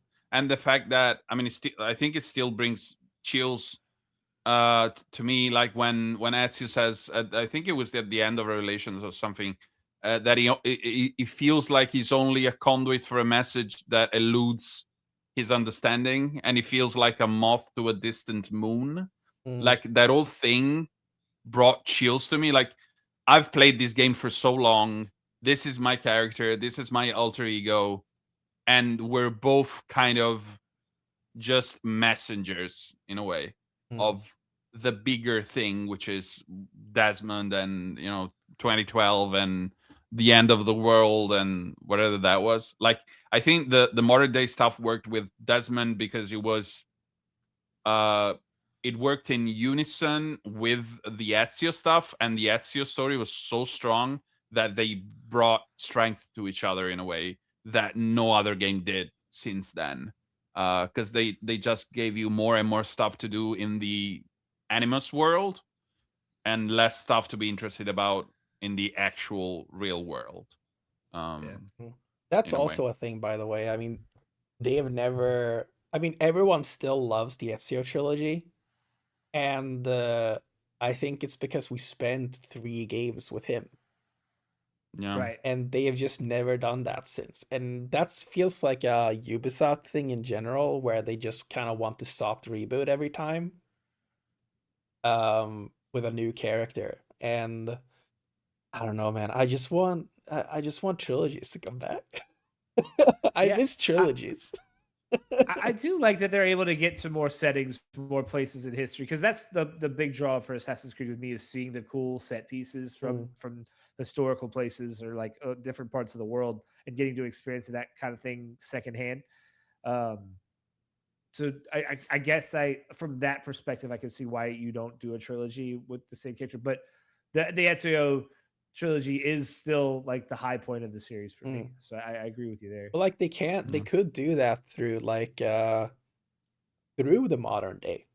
Like, they could introduce a new modern day character where they do a trilogy of 3 different eras that are all tied by this new modern day cast. Like, they could do something like that. I think Odyssey and Valhalla do that, right? Yeah, the Odyssey Origins Valhalla have the same thing, I think, in the modern day. Oh, that's cool. Okay. And you don't remember about it because you haven't played it, but Yeah. I mean, that didn't work for that reason. Because I think it works if it's in game in a way, and like in the Animus thing, not outside of it, because you spend less, like fewer hours outside. I still want a modern day Assassin's Creed game. I just want a remake of the Ezio trilogy, honestly. Oh, absolutely. I'm Definitely. Ezio Auditore da Firenze. Yeah. That's, I mean, Oh, the yeah, I first mean, time you're- you go up the church with your brother, like, that's probably one of the best man, moments in gaming ever. Absolutely. It's a good life we live, but and then what follows is just tears, fucking tears. I forgot. I mean, you're Italian. So Like he's good. like your hero. Ezio. We're not that close, but my family and the Auditore family have like shared ancestors. Oh damn, you're related wow. to Ezio Auditore da Firenze. Because I'm not related to Ezio Auditore, but they're both from Tuscany. Because I'm from Tuscany, and Auditores, the Auditores are still from Tuscany. I think there are a couple of Auditores left. But yeah, the whole Monteriggioni part, like we can talk for hours about that stuff. Like building up Monteriggioni, and then they just burn into the ground, and then you say, "Fuck! I spent all this time in this." Your Uncle Mario. I mean, there's so much stuff we can talk about. But it was a great trilogy. Black Flag was a great game. I'm happy they're remaking it. I'm happy because I don't think we consider a lot what remakes do to a lot of the community, which is give them a chance to try out games that they didn't try originally, which is what the Resident Evil remakes are doing for me. Like I've never played an original Resident Evil, but then I saw the remake of 2, the remake of 3, I saw Biohazard, and I said, okay, now it's the time to jump in. And I discovered a whole side of me that likes survival horrors, that made me come up to Requiem prepared for it and stuff like that. So yeah, more remakes, absolutely. Yeah. And it's kind of strange that they chose Black Flag, but it's also the most probably mechanically satisfactory ones in a way. Because I mean, naval combat is top tier. Moving through the seas is top tier. Just waiting for the whale to pass whatever the sea shanties. Like it's an alchemy that I don't think they ever got back to in any other Assassin's Creed games. Moving away from compelling characters and going towards compelling locations, which I appreciate. But I mean, I won't feel empathy for a location. I will feel empathy for a good character, like I did with Ezio and with the loss of his family and whatever. And I mean, Kenway is probably the least likable Assassin's Creed protagonist, but he is in the best, probably, ship game that they've done in a while. Yeah. So if they continue doing Assassin's Creed remakes, do you think they go like 1, 2, Brotherhood, Revelations, 3? No, they're gonna do Unity probably next. No, they're not gonna remake. That game still holds up today. Like you could release Unity, but they want to and push it still... further. I know them. They want to push it further in some way. They want to push it further. I don't think they're remaking Unity. Again, like Unity, they could release Unity today, and it would look, still work. It would still be like, oh, that's a new game. Like that game looks insanely good. So yeah, I would go and do 1, and then go. I through think it's just to see if they touch 1. I think there's a lot. I mean, you already kind of have one with Mirage, right? Kind of. I mean, it's not really the same story, but like I would want the story of 1. But I think 1 was so formulaic, and I think there's a lot they could do from a gameplay perspective on 1.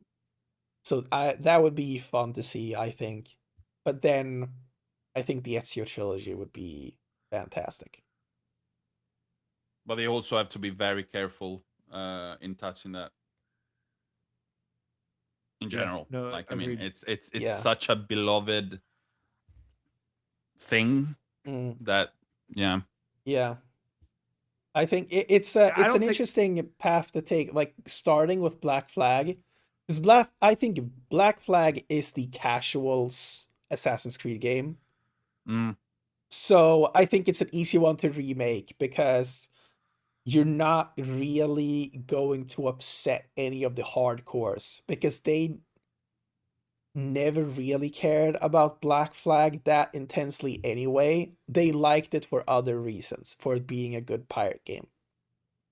So going from this and then into 1, and 1 is like a game that a lot of people is like, yeah, it's good, but it's not like great. It wasn't until 2 where the series really hit off. So they have a little bit more leeway there as well, but in a different way. So I think going to that one and trying to do that one good, and then you have basically everything you need to do the Ezio trilogy well, I think. Yeah, I think one would definitely require some level of reimagining. I don't think you could just do a one-for-one remake with one Yeah. Yeah. and put that out. And they might go the Capcom way or the Bloober Team way, like do a new one and then do a remake and then do a new one and do a new like a remake. Yeah.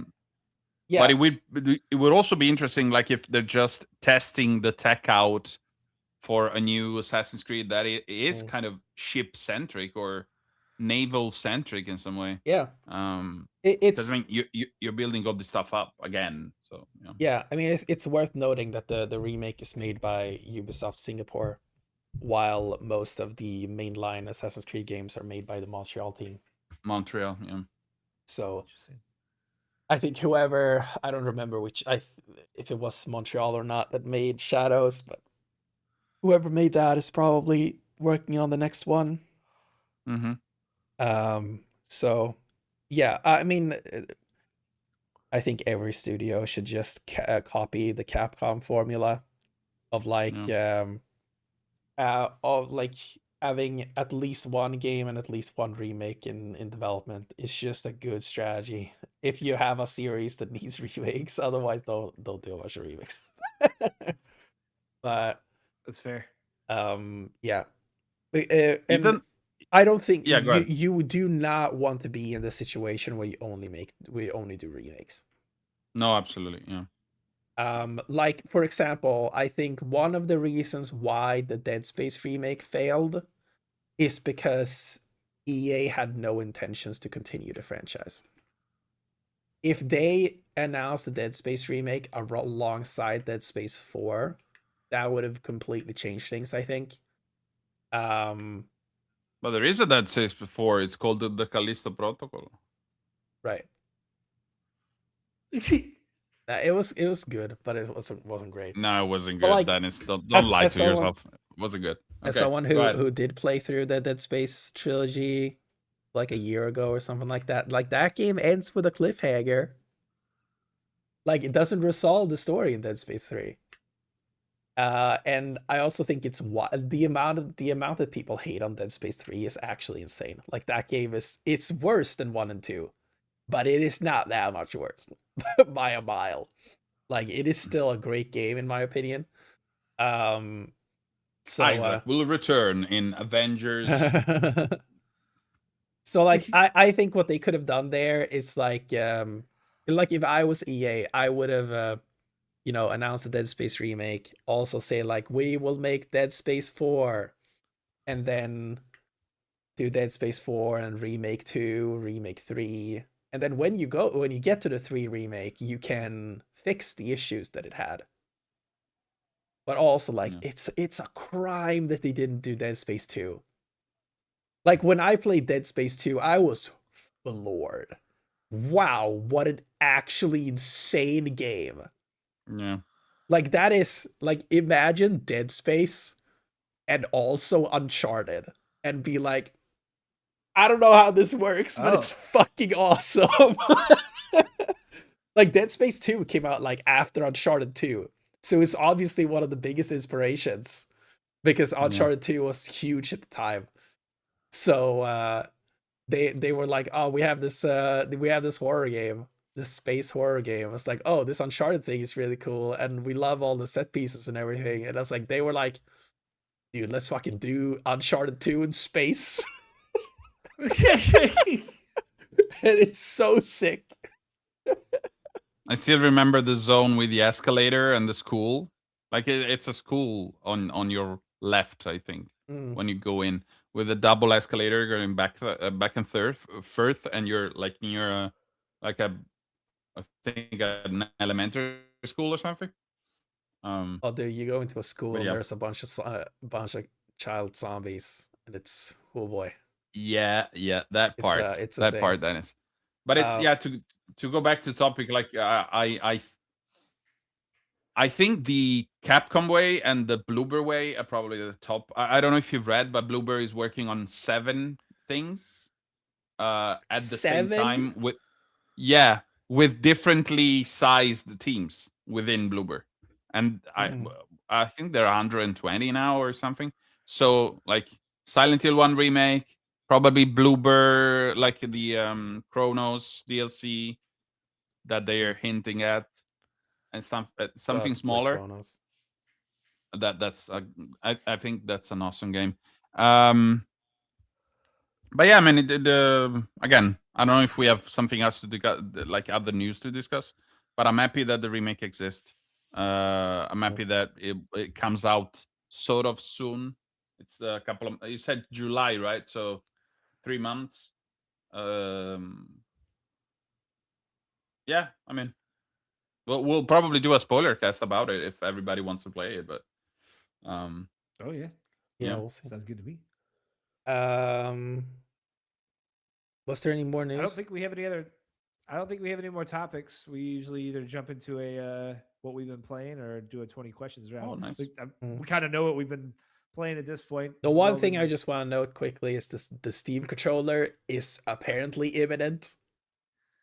On the Steam DB, there was like a delisted unboxing video, and the price is rumored to be at $99. And dude, I'm just gonna, oh boy, I'm gonna buy that immediately, dude. Fucking immediately. Happy is it you're 10 happy. $10 $10 more than the already perfect controller. I'll pass. You'll let me know how it is though. All right, we But get into I what like, we've been playing. So yeah, let's go ahead. Well, I mean, I can't really touch on what I've been playing because we're doing the review on Wednesday, and I don't really. I mean, you can touch on it like a little bit. You haven't even given any. Pragmata hasn't been out yet at any time, so you can give some impressions wait, what? on the show. Like, we've not talked about Pragmata at all. Right. I want to save all my thoughts on Pragmata for the review. All right. So you don't have anything else you've played? No, I got married and bought a house. I haven't had much time for gaming outside of just getting this review done. I mean, those are minor things, Ryan, not Yeah. excuses to not play video games. You're absolutely right. You're absolutely right. I got to fix that. I played a little more Procopia at one point in the last 2 weeks, and I think I fell off hard on that one, honestly. I was really jazzed about it when I first got it, and I was like, man, I could see sinking a solid month's worth of gaming into this. And then I picked it up one day, and it was like, there's like 30 Pokemon in this one area that I have to get houses for and do quests for and make sure that they're happy. And I was like, this is too much work. This is not a game. This is chores. I hate it.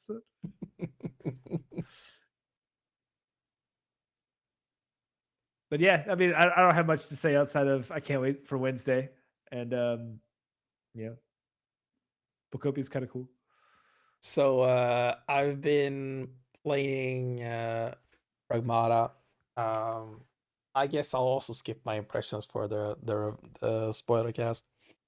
What I have also been playing is I've been playing 2 games on this thing. Of course, as is tradition. So on the day that Pragmata came out, I just completely randomly was like, I want to play The Legend of Zelda Oracle of Ages. Welcome to ADHD brain, I guess.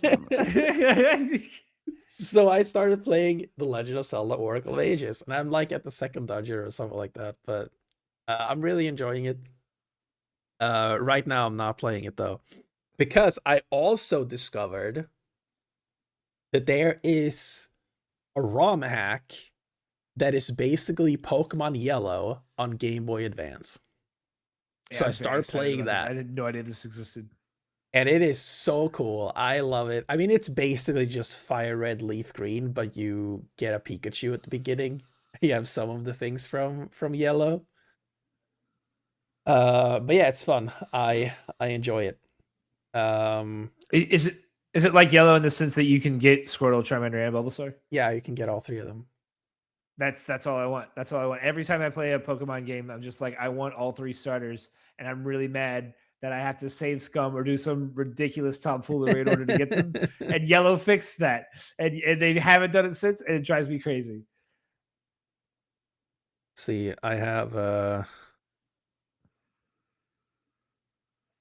here you can see my crew.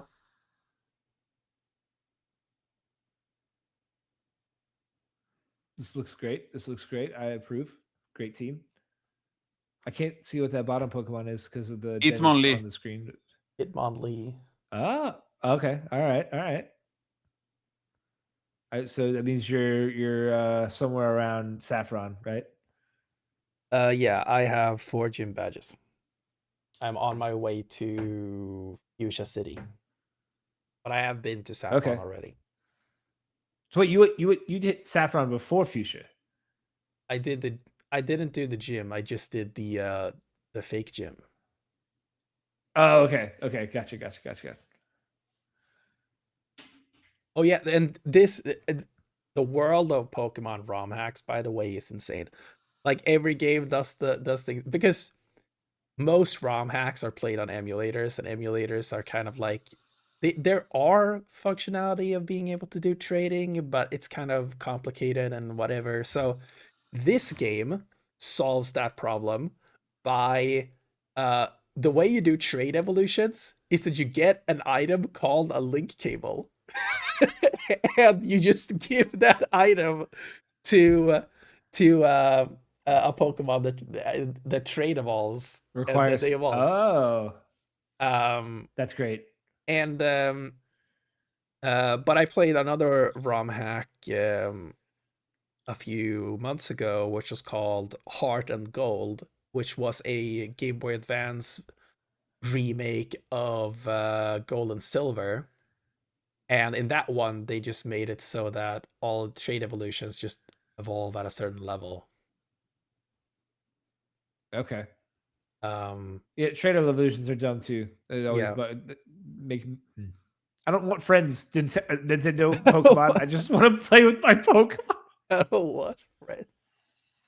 My favorite evolution method is still Inkay, which is the one where you have to hold your console upside down. Wait, what? Yeah. In Generation 60 include Inkay, which evolves into Malamar.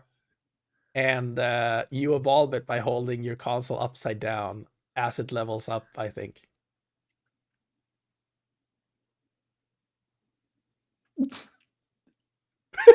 I'm gonna need some factual evidence on this one. That sounds wild. That How is does it that is know? crazy. Like it's so funny. And oh yeah, there's also another one that evolves by you spinning your characters in circles because it's the character is like cream and then the evolution is whipped cream. I hate.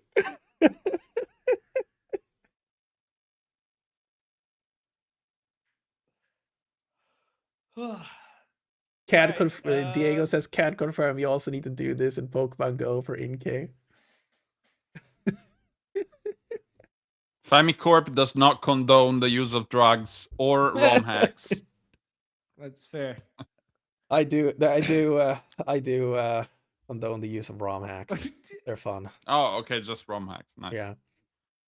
Yeah. Though another so I have as I said played Pragmata, but in addition, as well as like on the day of release being like, oh, I want to play The Legend of Zelda Oracle of Ages.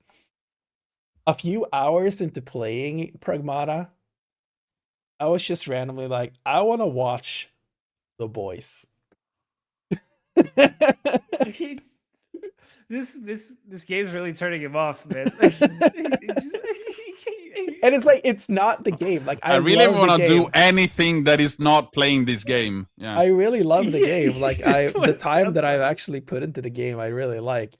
It's just for some reason I think it's just the wrong time. Basically, I've just wanted like I am following 3 TV shows right now. I'm following Mall Shadow Lord. I'm A following noob. Daredevil Born Again and The Boys. I, man, literally just wrong time. Like I remember, so you said something in chat. Me and Curly were at work, and you were like, "Yeah, I haven't finished it yet." And it kind of blew my mind because you beat Resident Evil so fast. And I Yeah. walked by Curly's desk, and I was like, "Man, Dennis fucking hates this game, dude." No, I really like it. I really like Promata. It's just that yeah, for some reason it was just the wrong time. But I'm going to finish it. I'm gonna set aside base like all day tomorrow. Playing it. Like I'm at the Luna Mines. How far am I from the end of the game? Am I like halfway or something like that? 2 zones? No, It's a 4th the zone. where at in the sector 4 are you? Because that's like the halfway point. I feel like Uh, the end of sector 3, beginning of sector 4 is kind of like that midway point. okay. I mean, I'm a few hours. I'm like an hour or something into the Luna Mines. Okay. maybe think- 4 or 5 hours and you'll be done, more or less. Yeah. You just gotta spin really fast, and you make the Diana evolve. All right, Enrico, what have you been playing that you can talk about? I'm assuming Yeah, I you're mean, playing something just- that's no, I've already got the GTA, platinum trophy, and that's something. So I stopped playing that, but we're gonna have a spoiler cast about it. I'm playing Rise of the Golden Idol with my girlfriend. I don't know if you played it, but it's the sequel to The Case of the Golden Idol. No, And I they have no idea are what you're talking about. for real. Ryan, you either? Wow. Okay, prepare to be amazed because I think you should play it. What So do you the say it's structure, called? The Rise of the Golden Idol, but it's the sequel to The Case of the Golden Idol. This sounds like some Indiana Jones shit. It's not. It's like puzzle point and click game. Okay, I'm uninterested. But it's no, but you have to try the first one, please. Like it's the most genius stuff you'll probably ever play, because so it's a 2D game, right? Puzzle game. Every interaction point you have is highlighted, so you don't have to click around. Like you're not gonna lose time finding clues or hints as to what is happening. Everything is centered about this idol. In the first one, you go, I think, from the 1600s. Yeah, that one. From the 1600s to the 1800s. And the second one is set today. And you're basically trying to solve. What are you showing? What? The game. Oh, okay. But it's out of focus Yeah, I'm trying to get it to focus. for some reason. Wait, whatever. It's a point and click game. It's just genius. Like it's a point and click game, but you're not gonna lose time finding clues because they're all highlighted.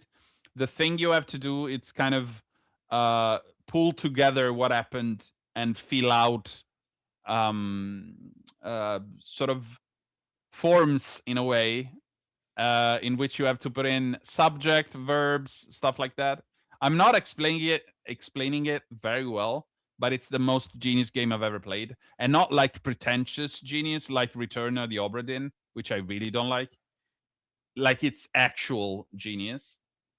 And you can play it on PlayStation. I'm playing it on PlayStation. I think it's a Switch game as well, so you can play it all around. But please, even the people listening to us, if you don't know the game, just try The Case of the Golden Idol out a couple of hours, and it's probably going to be the best game you've played in a while.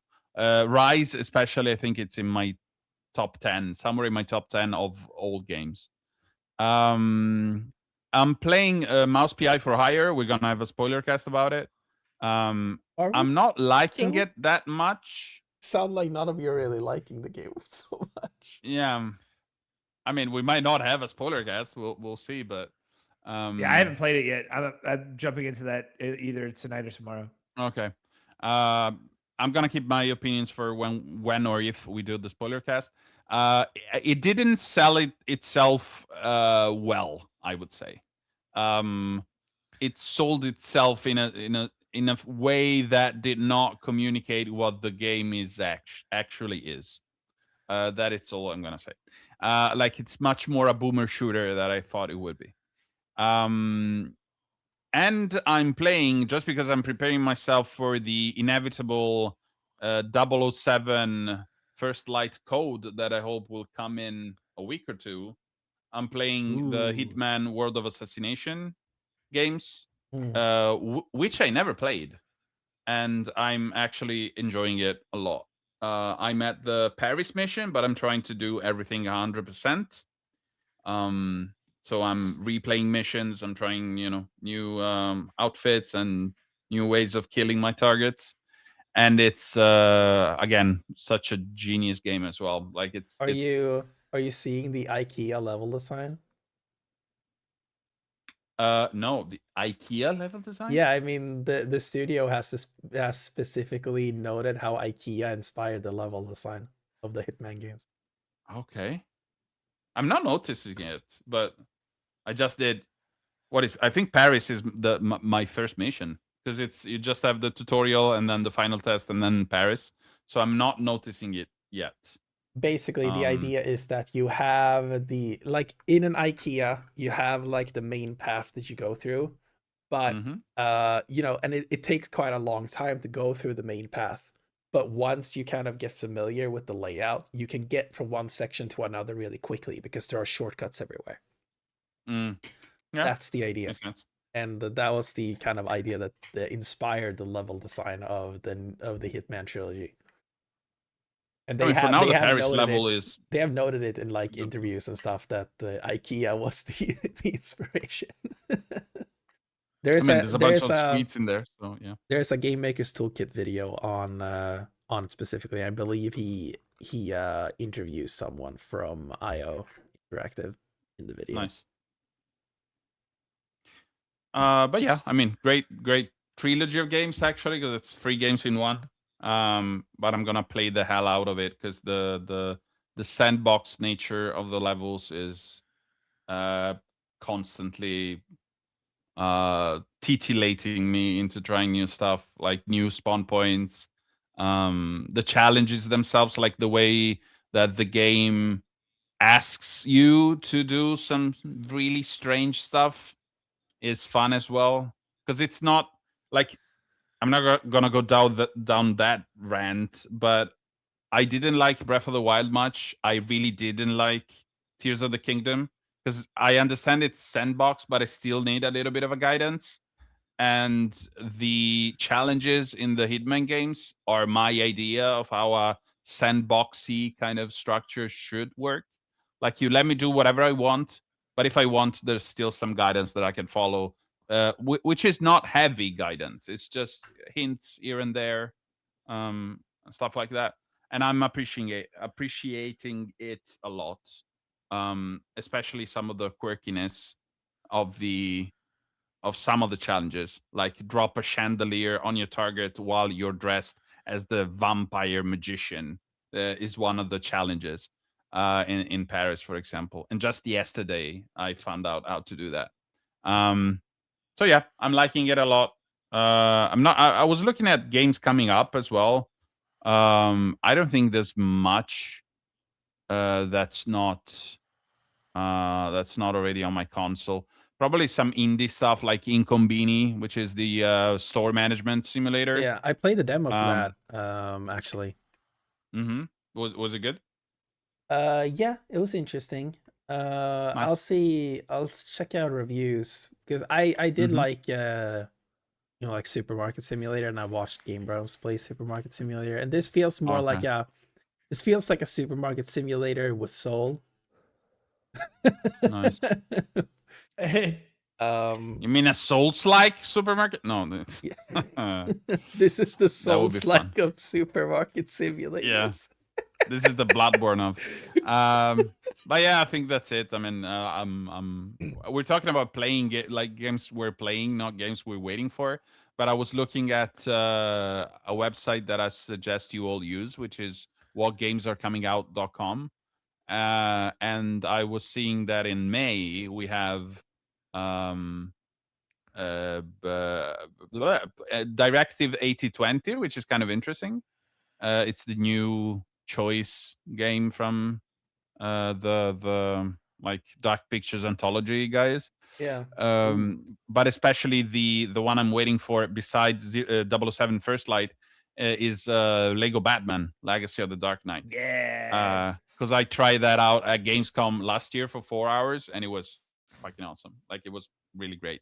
So I'm anxious for that to come out. But yeah, that's it on my side. Well, thanks. Either of you interested in playing Replaced? But I'm not gonna play it on No. Xbox, so I'm gonna wait for it to come to PlayStation, I guess. Or I've enough. been told that it's one of those very good to look at, that very bad to play at games in a way. Like it's more Fair interesting in a visual sense. Have you played it? I haven't. Okay. I want to, but But yeah, feedbacks I've heard have been like it probably the best looking game I've seen in a while. But it's also very repetitive. Like you're always going right, you're always pressing the same button over and over again. It's not mechanically interesting in a way that it visually is. gotcha. But that's a fault Interesting. of so many indie and double I games. But yeah, we'll see. Fair enough. All right. Yeah. Y'all want to move on? Anything else? Nope. All right, sweet. Let's roll into video game 20 questions now.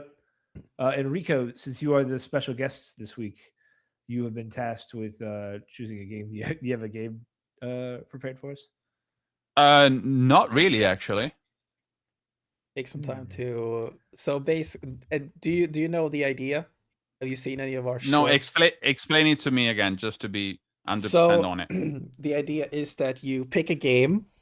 You Mhm. don't tell us what game it is, Okay. and then we will ask 19 questions about trying to figure out what game it is that you're talking Okay. about with yes or no questions.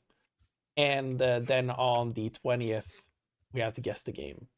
Unless we Okay. figured it out earlier, that is. Then I am ready. Go. So you should probably bring up the Wikipedia page for the game so that Mhm. you have all the data for it. Yeah.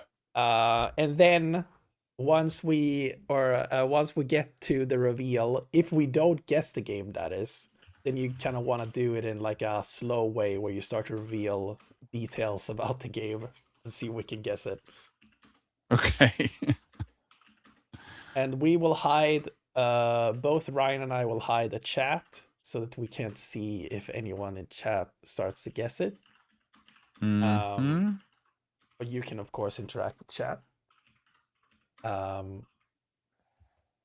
And the game also needs to be within our purview. Like, you can't pick, like, fucking Ultima Online or whatever.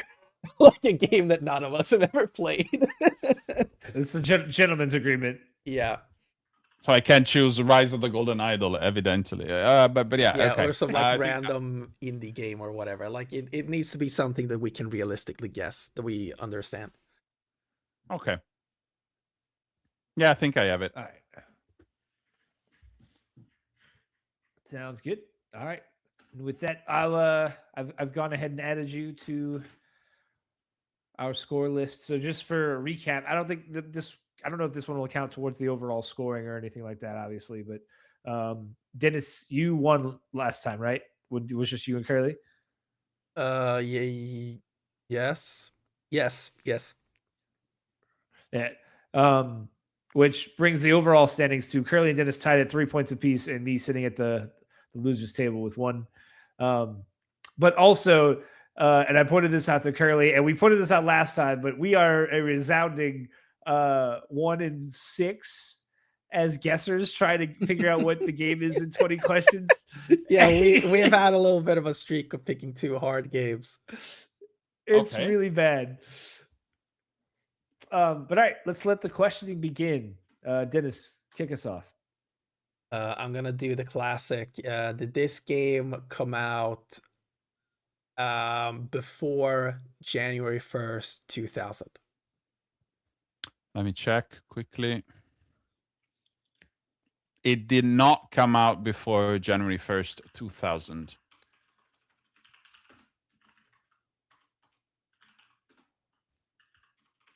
I'm having trouble typing.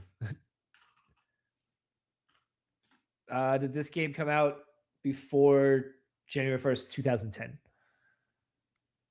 Let me check to be sure. It did not.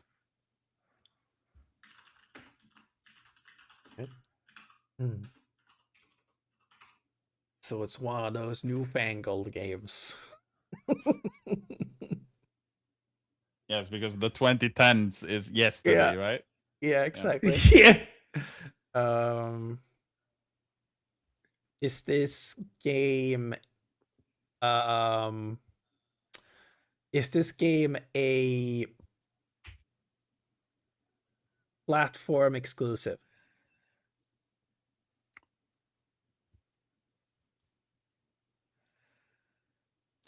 Or was it a platform exclusive on initial release?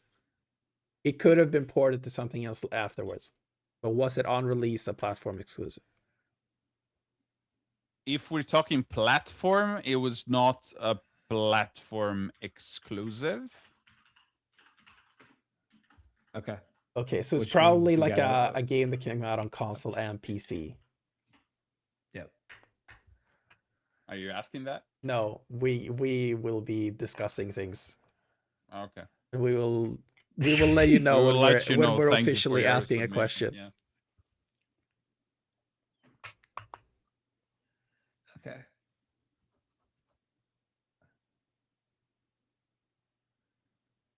I kind of want to narrow down the year a little more. You want to do after 2020? Yeah. Did this game come out after January 1st, 2020? Let me check. Yeah, that's correct. It is after. Okay. So last 6 years. Yep. Okay.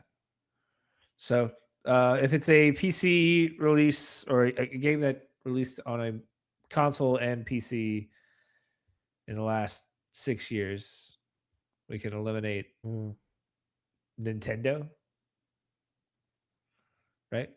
Yeah, we don't know if it is a game that came out on console and PC, but the way he answered the question makes it sound like it is. So it's probably, if it was like that on release, it could be an Xbox game. Do we want to ask if it's exclusive to one particular console on release? Maybe. Hmm. Hmm.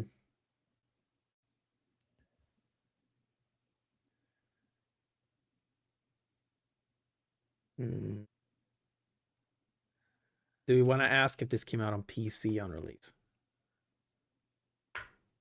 I feel like we can safely assume that, but yeah, we can. I don't know. I mean, if you don't want to ask that, then we don't. Yeah, I'd say hold off. We can maybe find a better way of asking, getting to that with while also helping us in other ways.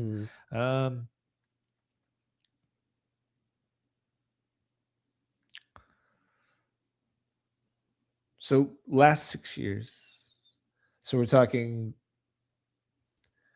maybe late PS4 era, but most likely more contemporary. I mean, the new consoles came out in 2020. So, I mean, it's most likely a current gen game. Right. But the fact that he had to check at all three. So like he said after January 1st, 2000, let me check. After January 1st, 2010, let Yeah. me check. And then after I January. don't know. So Maybe it's it's just doing. Maybe it's just doing that. I don't know. to throw us off. Yeah. Do we want to ask if this is like this is exclusive to any of the, like, do we want to ask if this is a PlayStation or like an Xbox game or something like that? Yeah, was it exclusive to a console? To one particular did this release on multiple consoles or But just one? but we already did the is it a platform exclusive? Right, but that like, does do we PC wanna- and a console. Do we want to? Okay, so you want to Oh, do the you're console? saying shoot a particular console. Yeah, like, do we want to ask if this is an Xbox game? Xbox. Yeah, let's say if it's an X, because Sony doesn't really do They do console and PC releases. They do first, some. like, So I think Xbox is the likelier candidate. So like, Let's do go. we want Let's to do that. ask?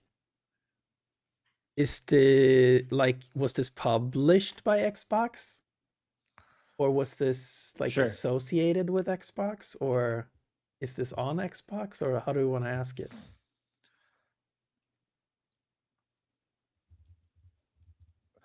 Better yet, let's ask if this is a first party game.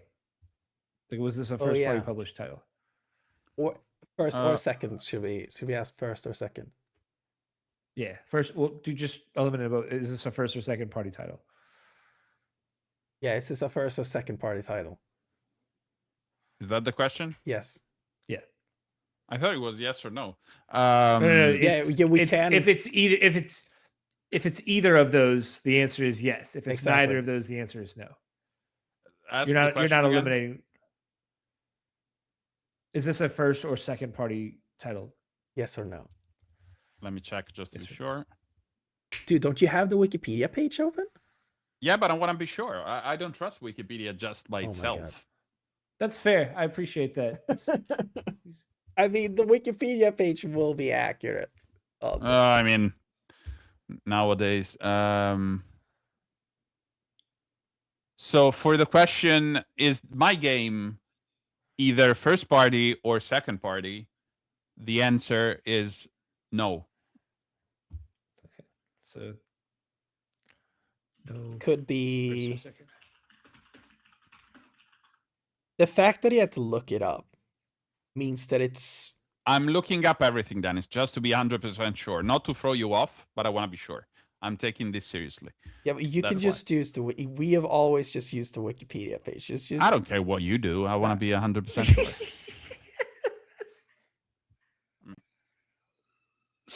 They've all they've also burned the witches for a while, but I think we stopped doing that, Dennis.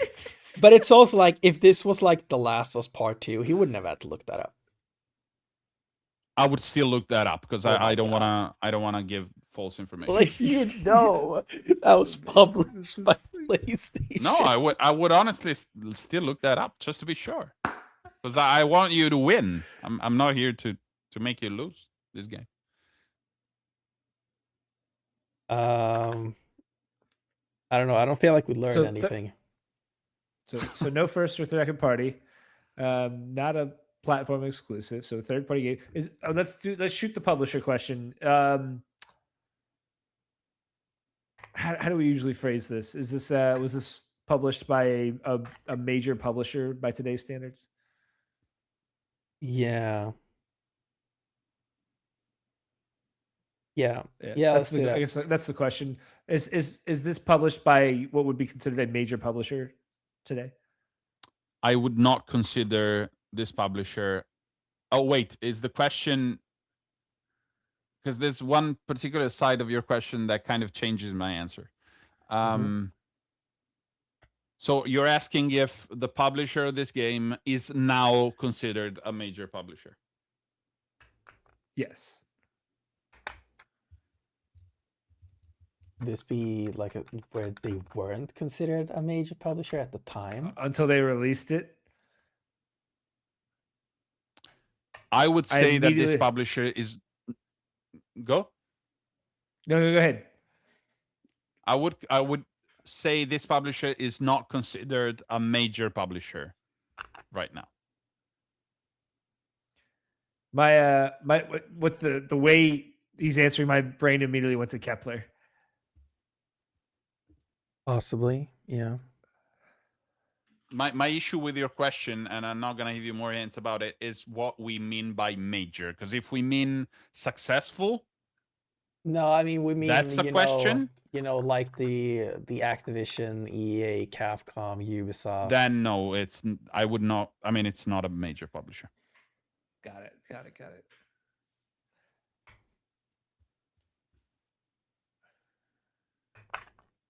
So this is like and also, to be clear, but you've already said no to them. That would also include Nintendo, PlayStation. I mean, I would consider that. Yeah, but they're also, you've also said this is not a first or second party game. So yeah. So this is just like a straight up third party game. Clearly. Yep. What I would still like to know is, like, do we want to ask this, or like, was this game like in the marketing associated with any of the first parties? But I don't know if it's worth asking. I'm kind of interested if this game is available on Game Pass, because I think it's an Xbox. If affiliated with Xbox, you can ask that. Affiliated Go with ahead. any of them. Is this game currently available, or currently available? No, on Game I would Pass? say or has this big game been on Game Pass? Is a better question. I think it's possible that it could have been removed since. So the question is, has this game been on Game Pass?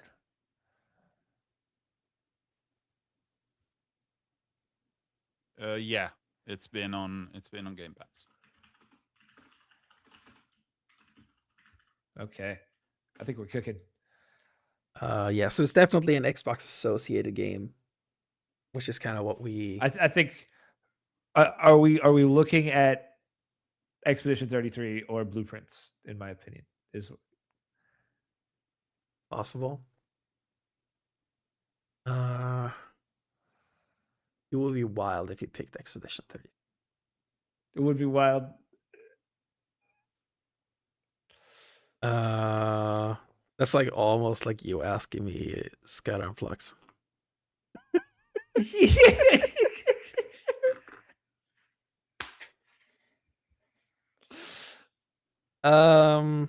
Okay, how do we narrow that down? Were both of those weren't both of those Kepler Interactive? No. I mean both of those were our Game Pass. No, I mean weren't both of those nominated for Game of the Year? Well, Claire Obscure obviously, but Blueprints was not. It missed the boat for Game of the Year. Okay. It was, but Blueprints was definitely nominated for something. Indie Game of the Year. Indie. And that was Expedition 33 was also nominated, right? Yep. So do we want to ask, was this game nominated for Best Indie at the Game Awards? Do we want to just ask if it received a Game Awards nomination at all? I think that's a little too wide. Like, you want to see if this is one of these two games, right? Okay. Yeah, has this game been nominated for Best Indie Game at the Game Awards? This I need to check. Give me a second. You said nominated for? Has this game been nominated for Best Indie at the Game Awards?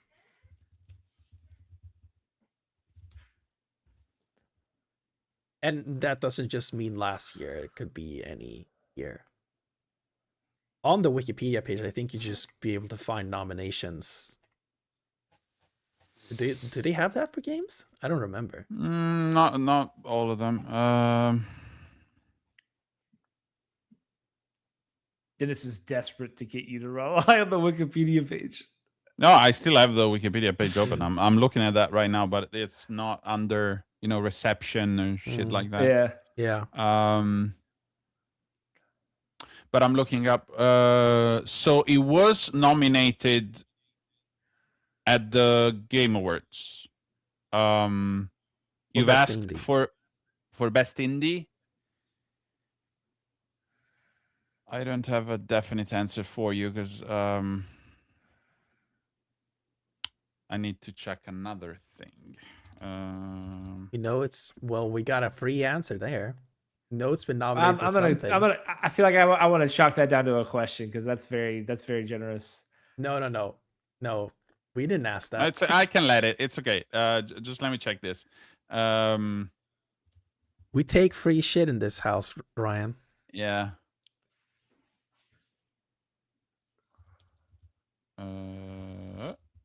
Let's see what the answer is. Okay, I was wrong. So this game was not nominated for Best Indie at the Game Awards. But it has been nominated for something. So we do know that.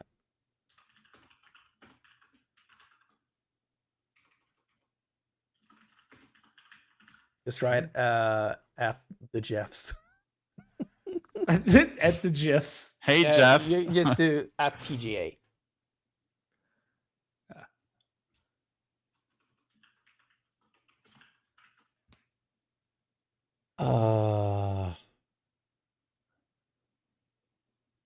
We want to So narrow it's down not- the year it was nominated because that's definitely going to help us.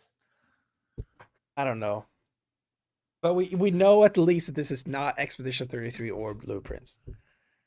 True. We want to ask like genre. Sure.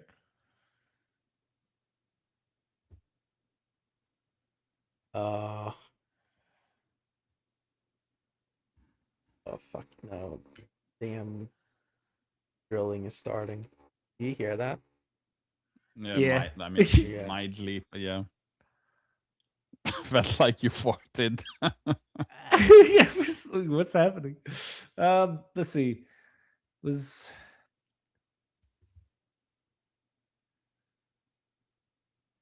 You want to do like the shoot 3 in one question kind of thing? Sure. What are categories? Best RPG, best action game, best fighting game. Is this a RPG fighting game or what was the other one I said? Action game or action game's too broad. Yeah, I don't know.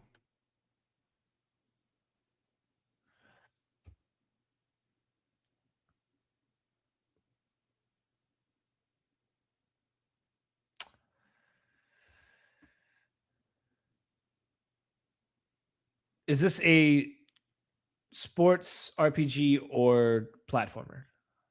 Like an RPG, a fighting game, or a. Oh, So sorry. if one of those is correct, it's a yes answer, and if Yeah. yeah, so And you RPG, fighting game, or sports title. RPG fighting game sports, no.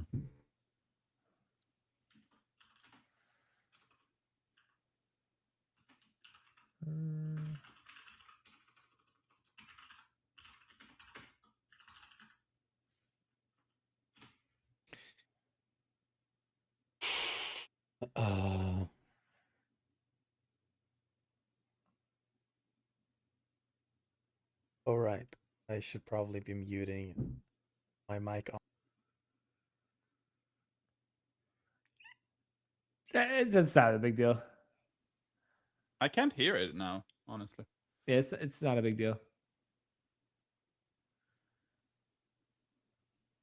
Oh, that's why I can't hear it. Oh, now they did. Doesn't seem to be showing up on the stream. Noise gate is cutting Yay. Feels Let's feels go, like Noise you have Gate. a Nokia 3310 somewhere on a table in vibrate mode.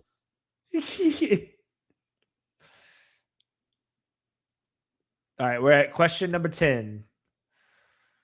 We know it is a Game Awards nominated game. We know it is not an RPG, fighting game, or sports title. I feel like we should narrow down what year it was nominated at the Game Awards. That's a lot of questions. Well, I mean, we could chunk it. Was this nominated in 26, 25, or 24?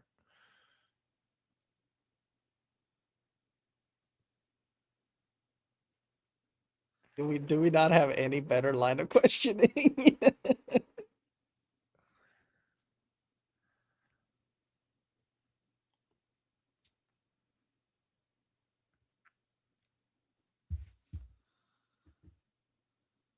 Do you want to try to figure out the category it was nominated for?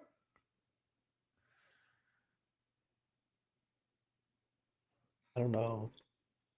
We don't usually get a Game Awards nominated game for 20 questions. This is a Yeah. rare air kind of opportunity. And it's not an indie title.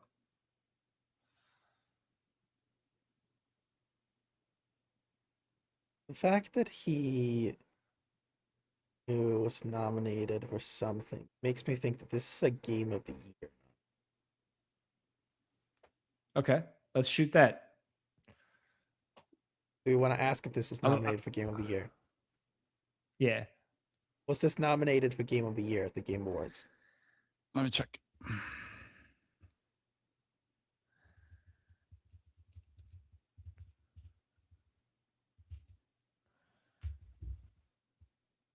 That's negative.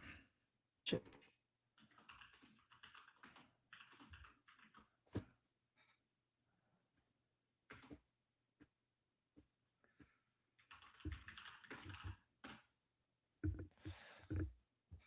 All right.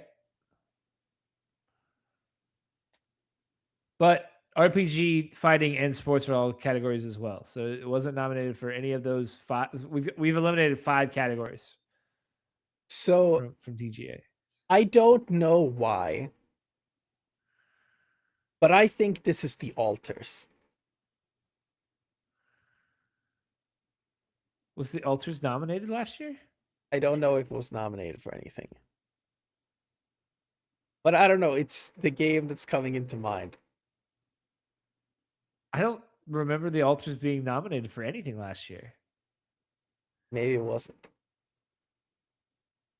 But at the same time, like, should we be relying our entire line of questioning off an offhand comment about this being nominated for Game of the Year, which wasn't even a question?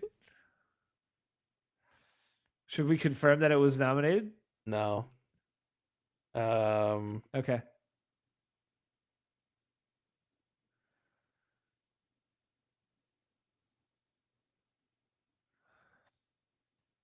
I don't know. Do you have any idea what to ask?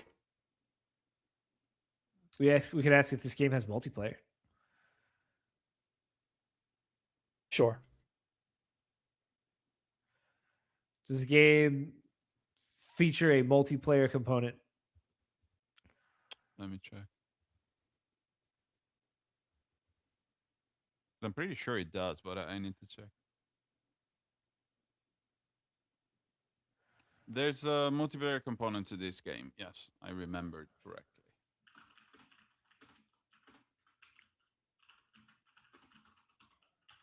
Okay.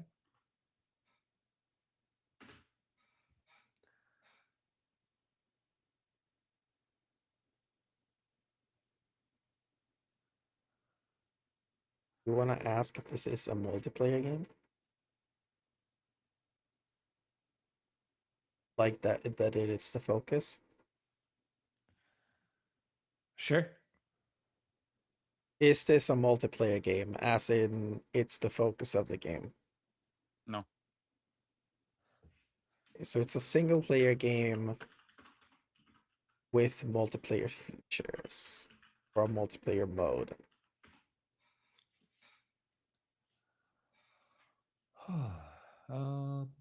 Yeah.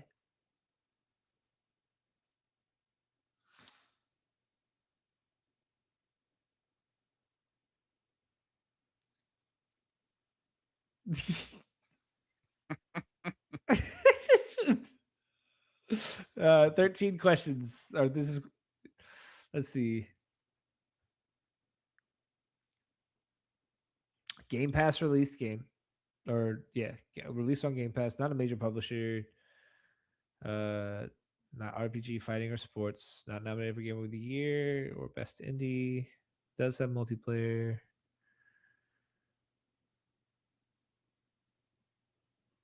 Should we ask if it's an indie?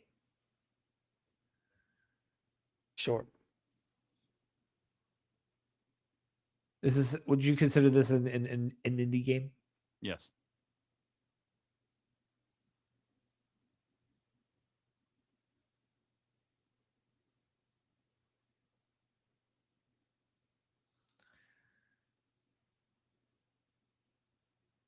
You didn't write it down.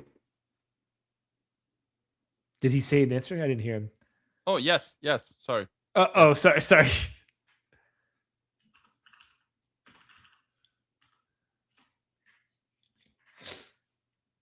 Okay, so it's an indie game that wasn't nominated for Indie of the Year. Maybe it's a mobile game? I don't know. Doubt it. I mean, maybe. I don't know. Enrico could just go fucking wild, but I don't. He's not really a mobile gamer. I'm pretty sure. I don't know. Maybe he is. Can I give it as a freebie? I would never choose a mobile game. Lamau. I bet. We're down to 6 questions and a guess. Indie game. I'm really curious about the Game Awards thing. If it's an indie game that wasn't nominated for Indie Game of the Year, where was it nominated? Good question.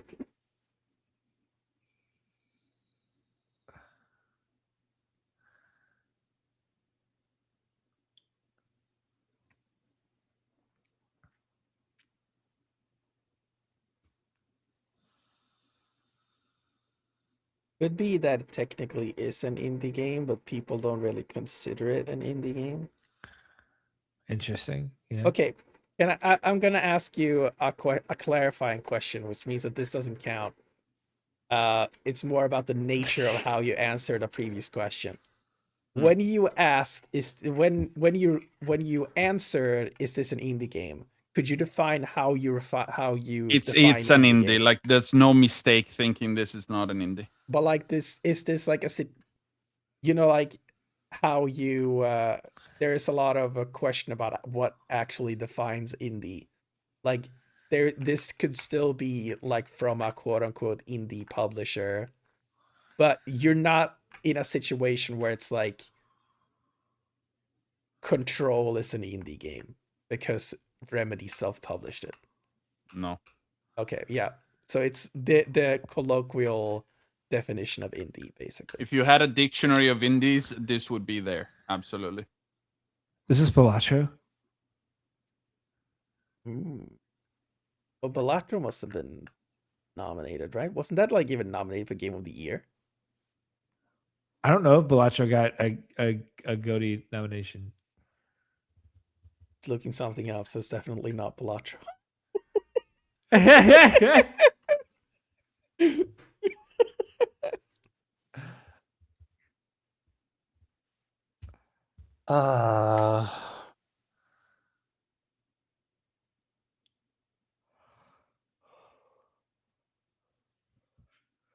What's an indie game that's been released in the last 6 years? Oh, can we ask the hemisphere question? Oh my The no. what? Dude, Ryan is completely obsessed with the idea of the Eastern or Western Hemisphere. I asked on our very first episode of this, was the game released in the Eastern Hemisphere? And Dennis was like, there's no such thing as the Eastern Hemisphere. It took me a minute to realize that. There technically is a thing such as the Western and Eastern Hemisphere, but it's like not actually been used for like 400 years or something like that. I don't remember exactly. I looked it up at some point. On like every map.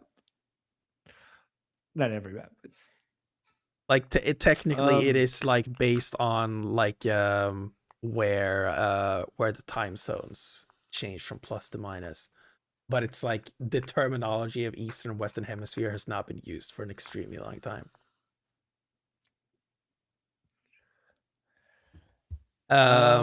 Also, that would still like Sweden would still be in the Eastern Hemisphere, which doesn't help at all because you want to know if it's made in like Asia or not.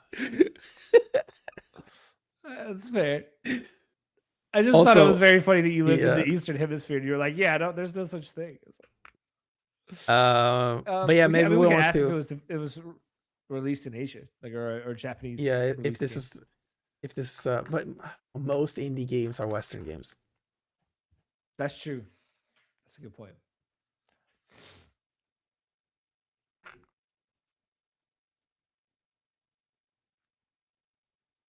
Uh, Cuphead? was not released during the time. I think that was before 2020. Was it? Okay. I think I'm not because Yeah, that you're wasn't right. that No, like you're an right. Xbox One era game. Yeah, no, you're right. Yeah.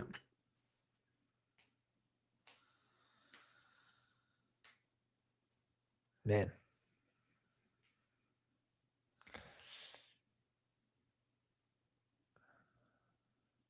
We want to narrow down the genre a little more? Sure.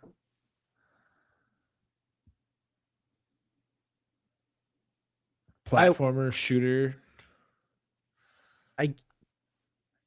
We could ask platformer, but I feel like the platformer question is so safe because when it's just you, me, and Curly because we play Played so many a ton of platformers. Yeah. Enrico, I don't know if he plays a lot of platformers, I play everything, man.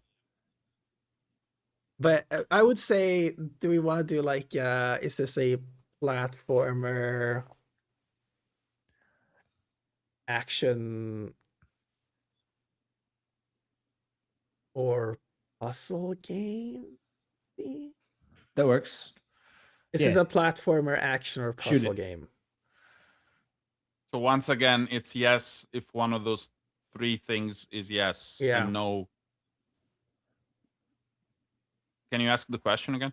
Is this a platformer or an action game or a puzzle game? That's a yes.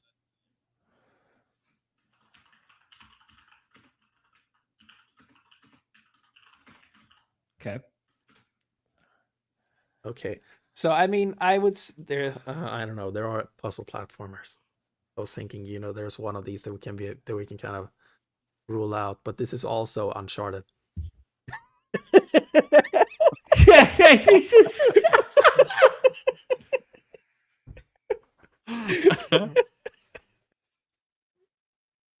You gotta love video games, man. Yeah, that's great. Genres are like, yeah, as incorrect labels as any label that ever existed. What I think a question we could go from here is like we could still kind of rule out puzzle a little bit. Like, is this a puzzle game or is this a game with puzzles? How do we ask that in a yes or no format?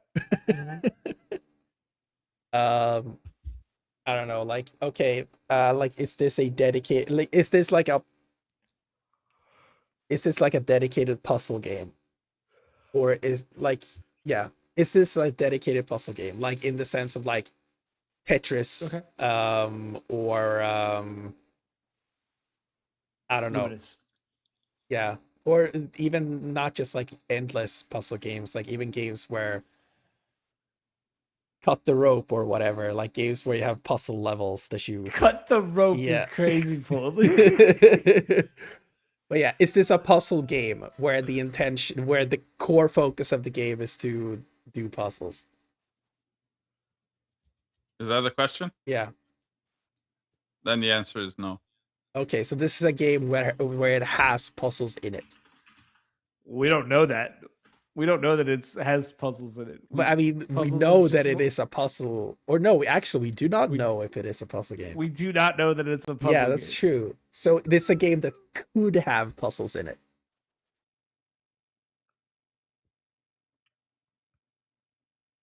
So Is it's that either another primarily question? a platform. But yeah, I think we- it's better to focus on the platformer or action at this point. Is this? I would shoot the platformer at this point. Is this game primarily a platformer? Yeah, let's do that. Because then, if is this game primarily considered a platformer? This is an actual question. Yeah. Yes. No. Okay. So I would go more on the action front then. Okay. My God. So an action game, a Game Pass action game, released in the last 6 years. 5 years, really, 5.5. When you ask question number 17, I'm gonna give you a little help. Okay.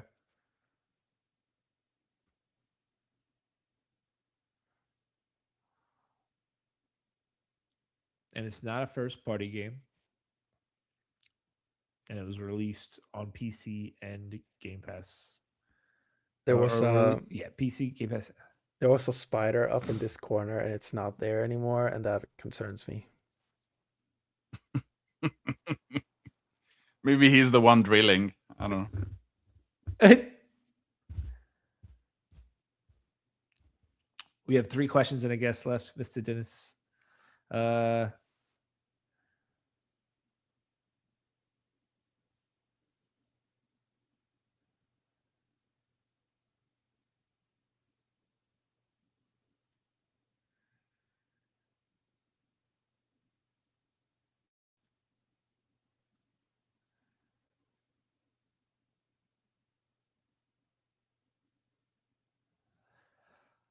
Oh man. I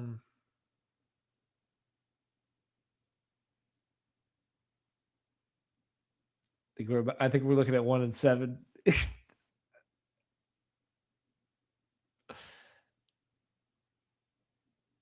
I still want to narrow down the Game Awards thing. Like Xbox games, like games that go to Game Pass, you don't see those on Game Awards nominations very often. Yeah. Um, It's like what Game Awards categories would apply to action? action game. If it there's best action game, right? Yeah, but like what other categories are there that would have action games in there? Narrative. Well, no. Game. Do we just correction. want to The- ask the- if this was nominated for best action game? I guess. Yeah. Was this nominate?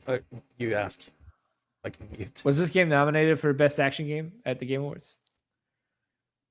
This game was not nominated for Best Action Game at Game Awards. The fuck is this game, dude?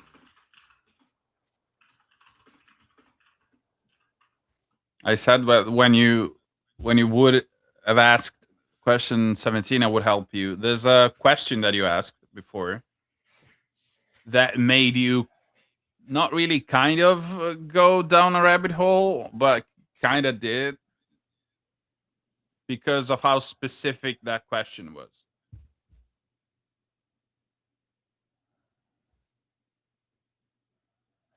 Oh.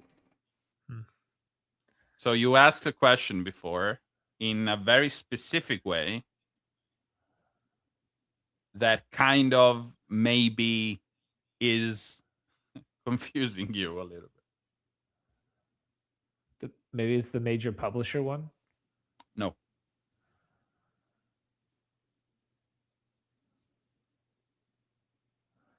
And to be clear, I've been honest in all my answers. I'm not using a technicality. I'm using the words you're using for the question to answer your question. Gotcha. So like the first second party thing? No. That is not a first or second party. No idea what he's talking.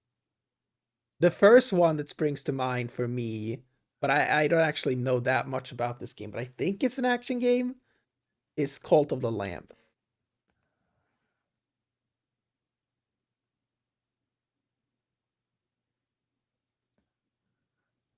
I don't know what that is. I've never. You don't know what Cult of the Lamb is? Oh no, I know what Cult of the Lamb is. I don't know what that genre the Mm. gameplay is.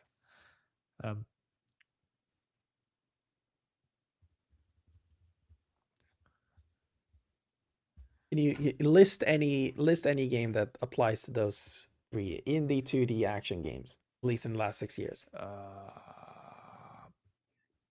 Just maybe that at least gets it in on this track. Indie 2D action games that were on Game Pass. I don't know if it helps, but I'm gonna be magnanimous. It sort of released twice.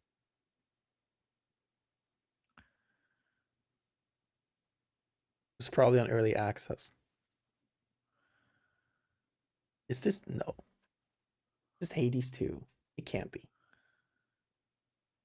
Hades 2 is not a debut indie.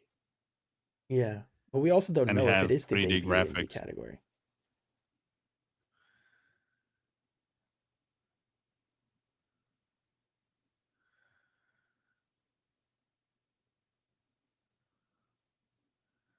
Choose your last Like- question carefully. It was like Ball Pit that came out last year. That was a debut indie title. Or Ball Pit. Mega something. Was it? I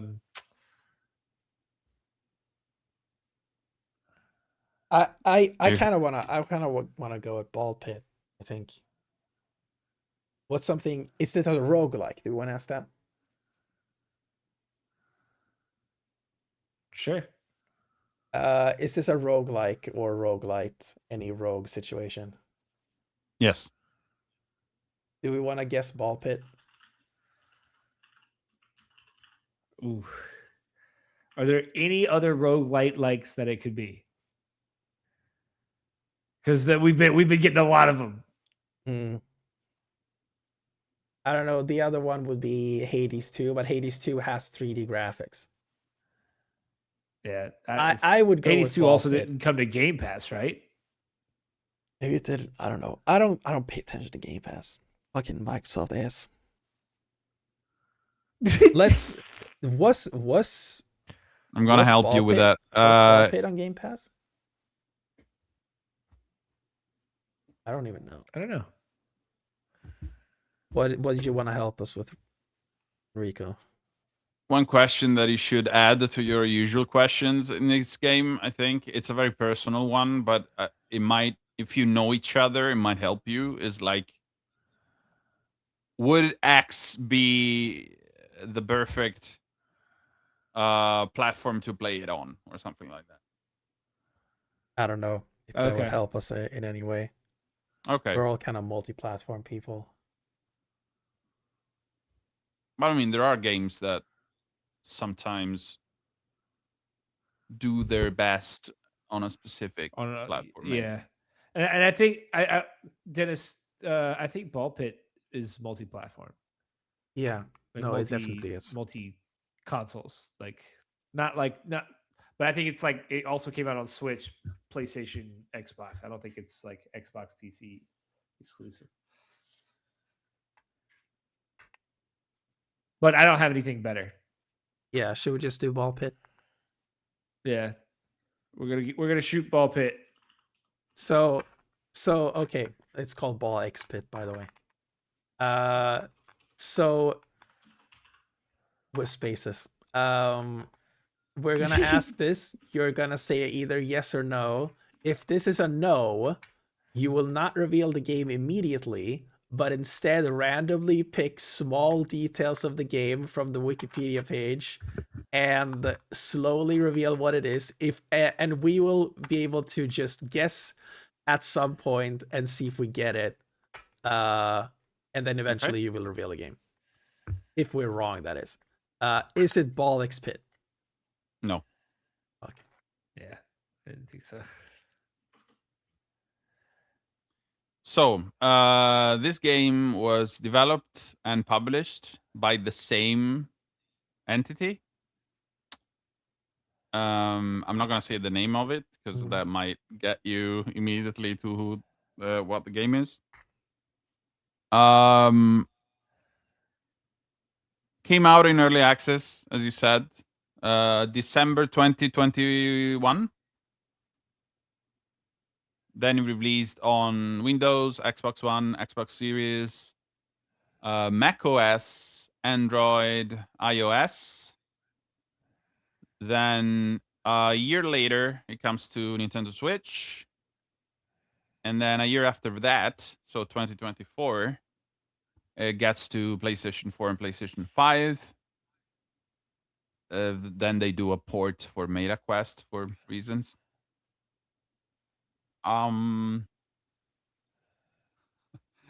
I told you, it was nominated for Best Debut Indie, not Best Indie, at the Game Awards. I think it won, actually. Let me check.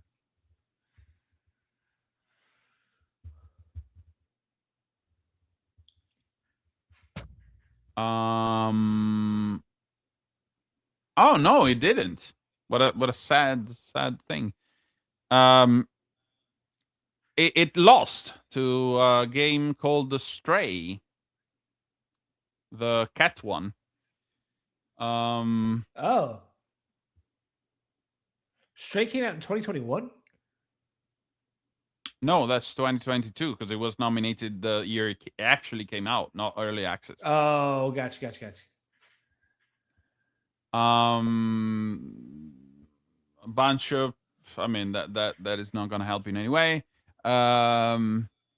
It received Golden Joystick Awards, New York Game Awards, Dice Awards, BAFTA Awards.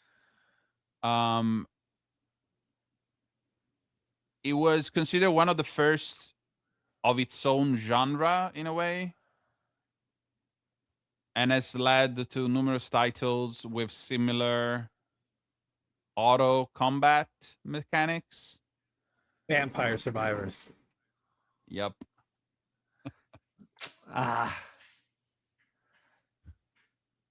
Yeah.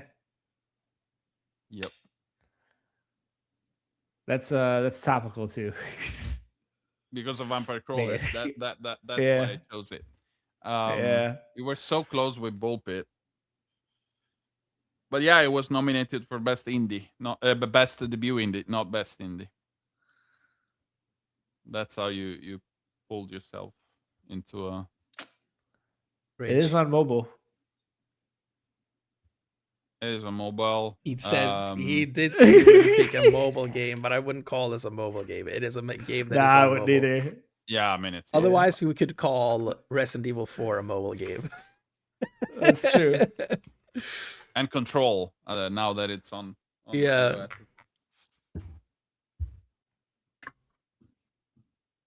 Well, maybe you should give yourself 25 questions instead of 20. Or... maybe we just gotta. But hang our hats up, Curly whines every time about how the show is too long.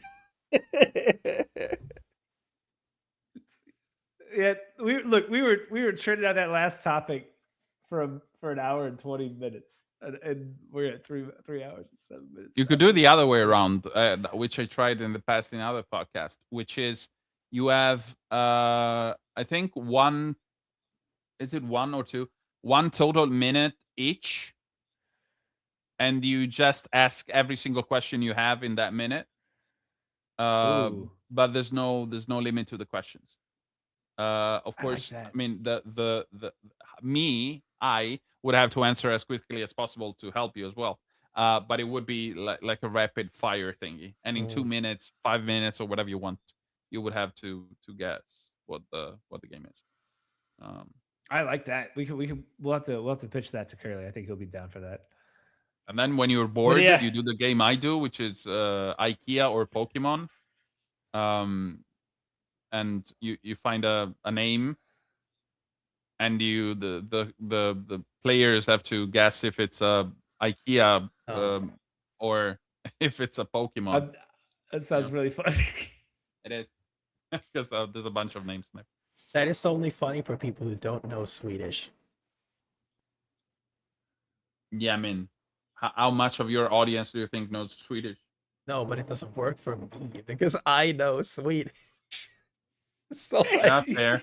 I Fair. also I It's a game know for all the Ryan and Curly. Pokemon. It's just a game for Ryan and Curly. Yeah, That's it. also I Yeah, know all the you be the Pokemon. host on that one. Yeah, Dennis is the host of that, of IKEA or Pokemon. No, I will not perpetuate the IKEA, the bad IKEA name jokes. I will not be a part of it. All right. Well, that's gonna wrap this one up for us tonight. Enrico, Dennis, thank y'all for joining Thank you. me tonight and sacrificing your sleep. It is much appreciated. Diego, Otaku, thank y'all for joining us tonight. We will be back on Wednesday / Thursday for these fellas to review Capcom's most recent release, Pragmata. So until then, y'all have a great one, and we'll see you then. And now we awkwardly wave goodbye, as is tradition on this show.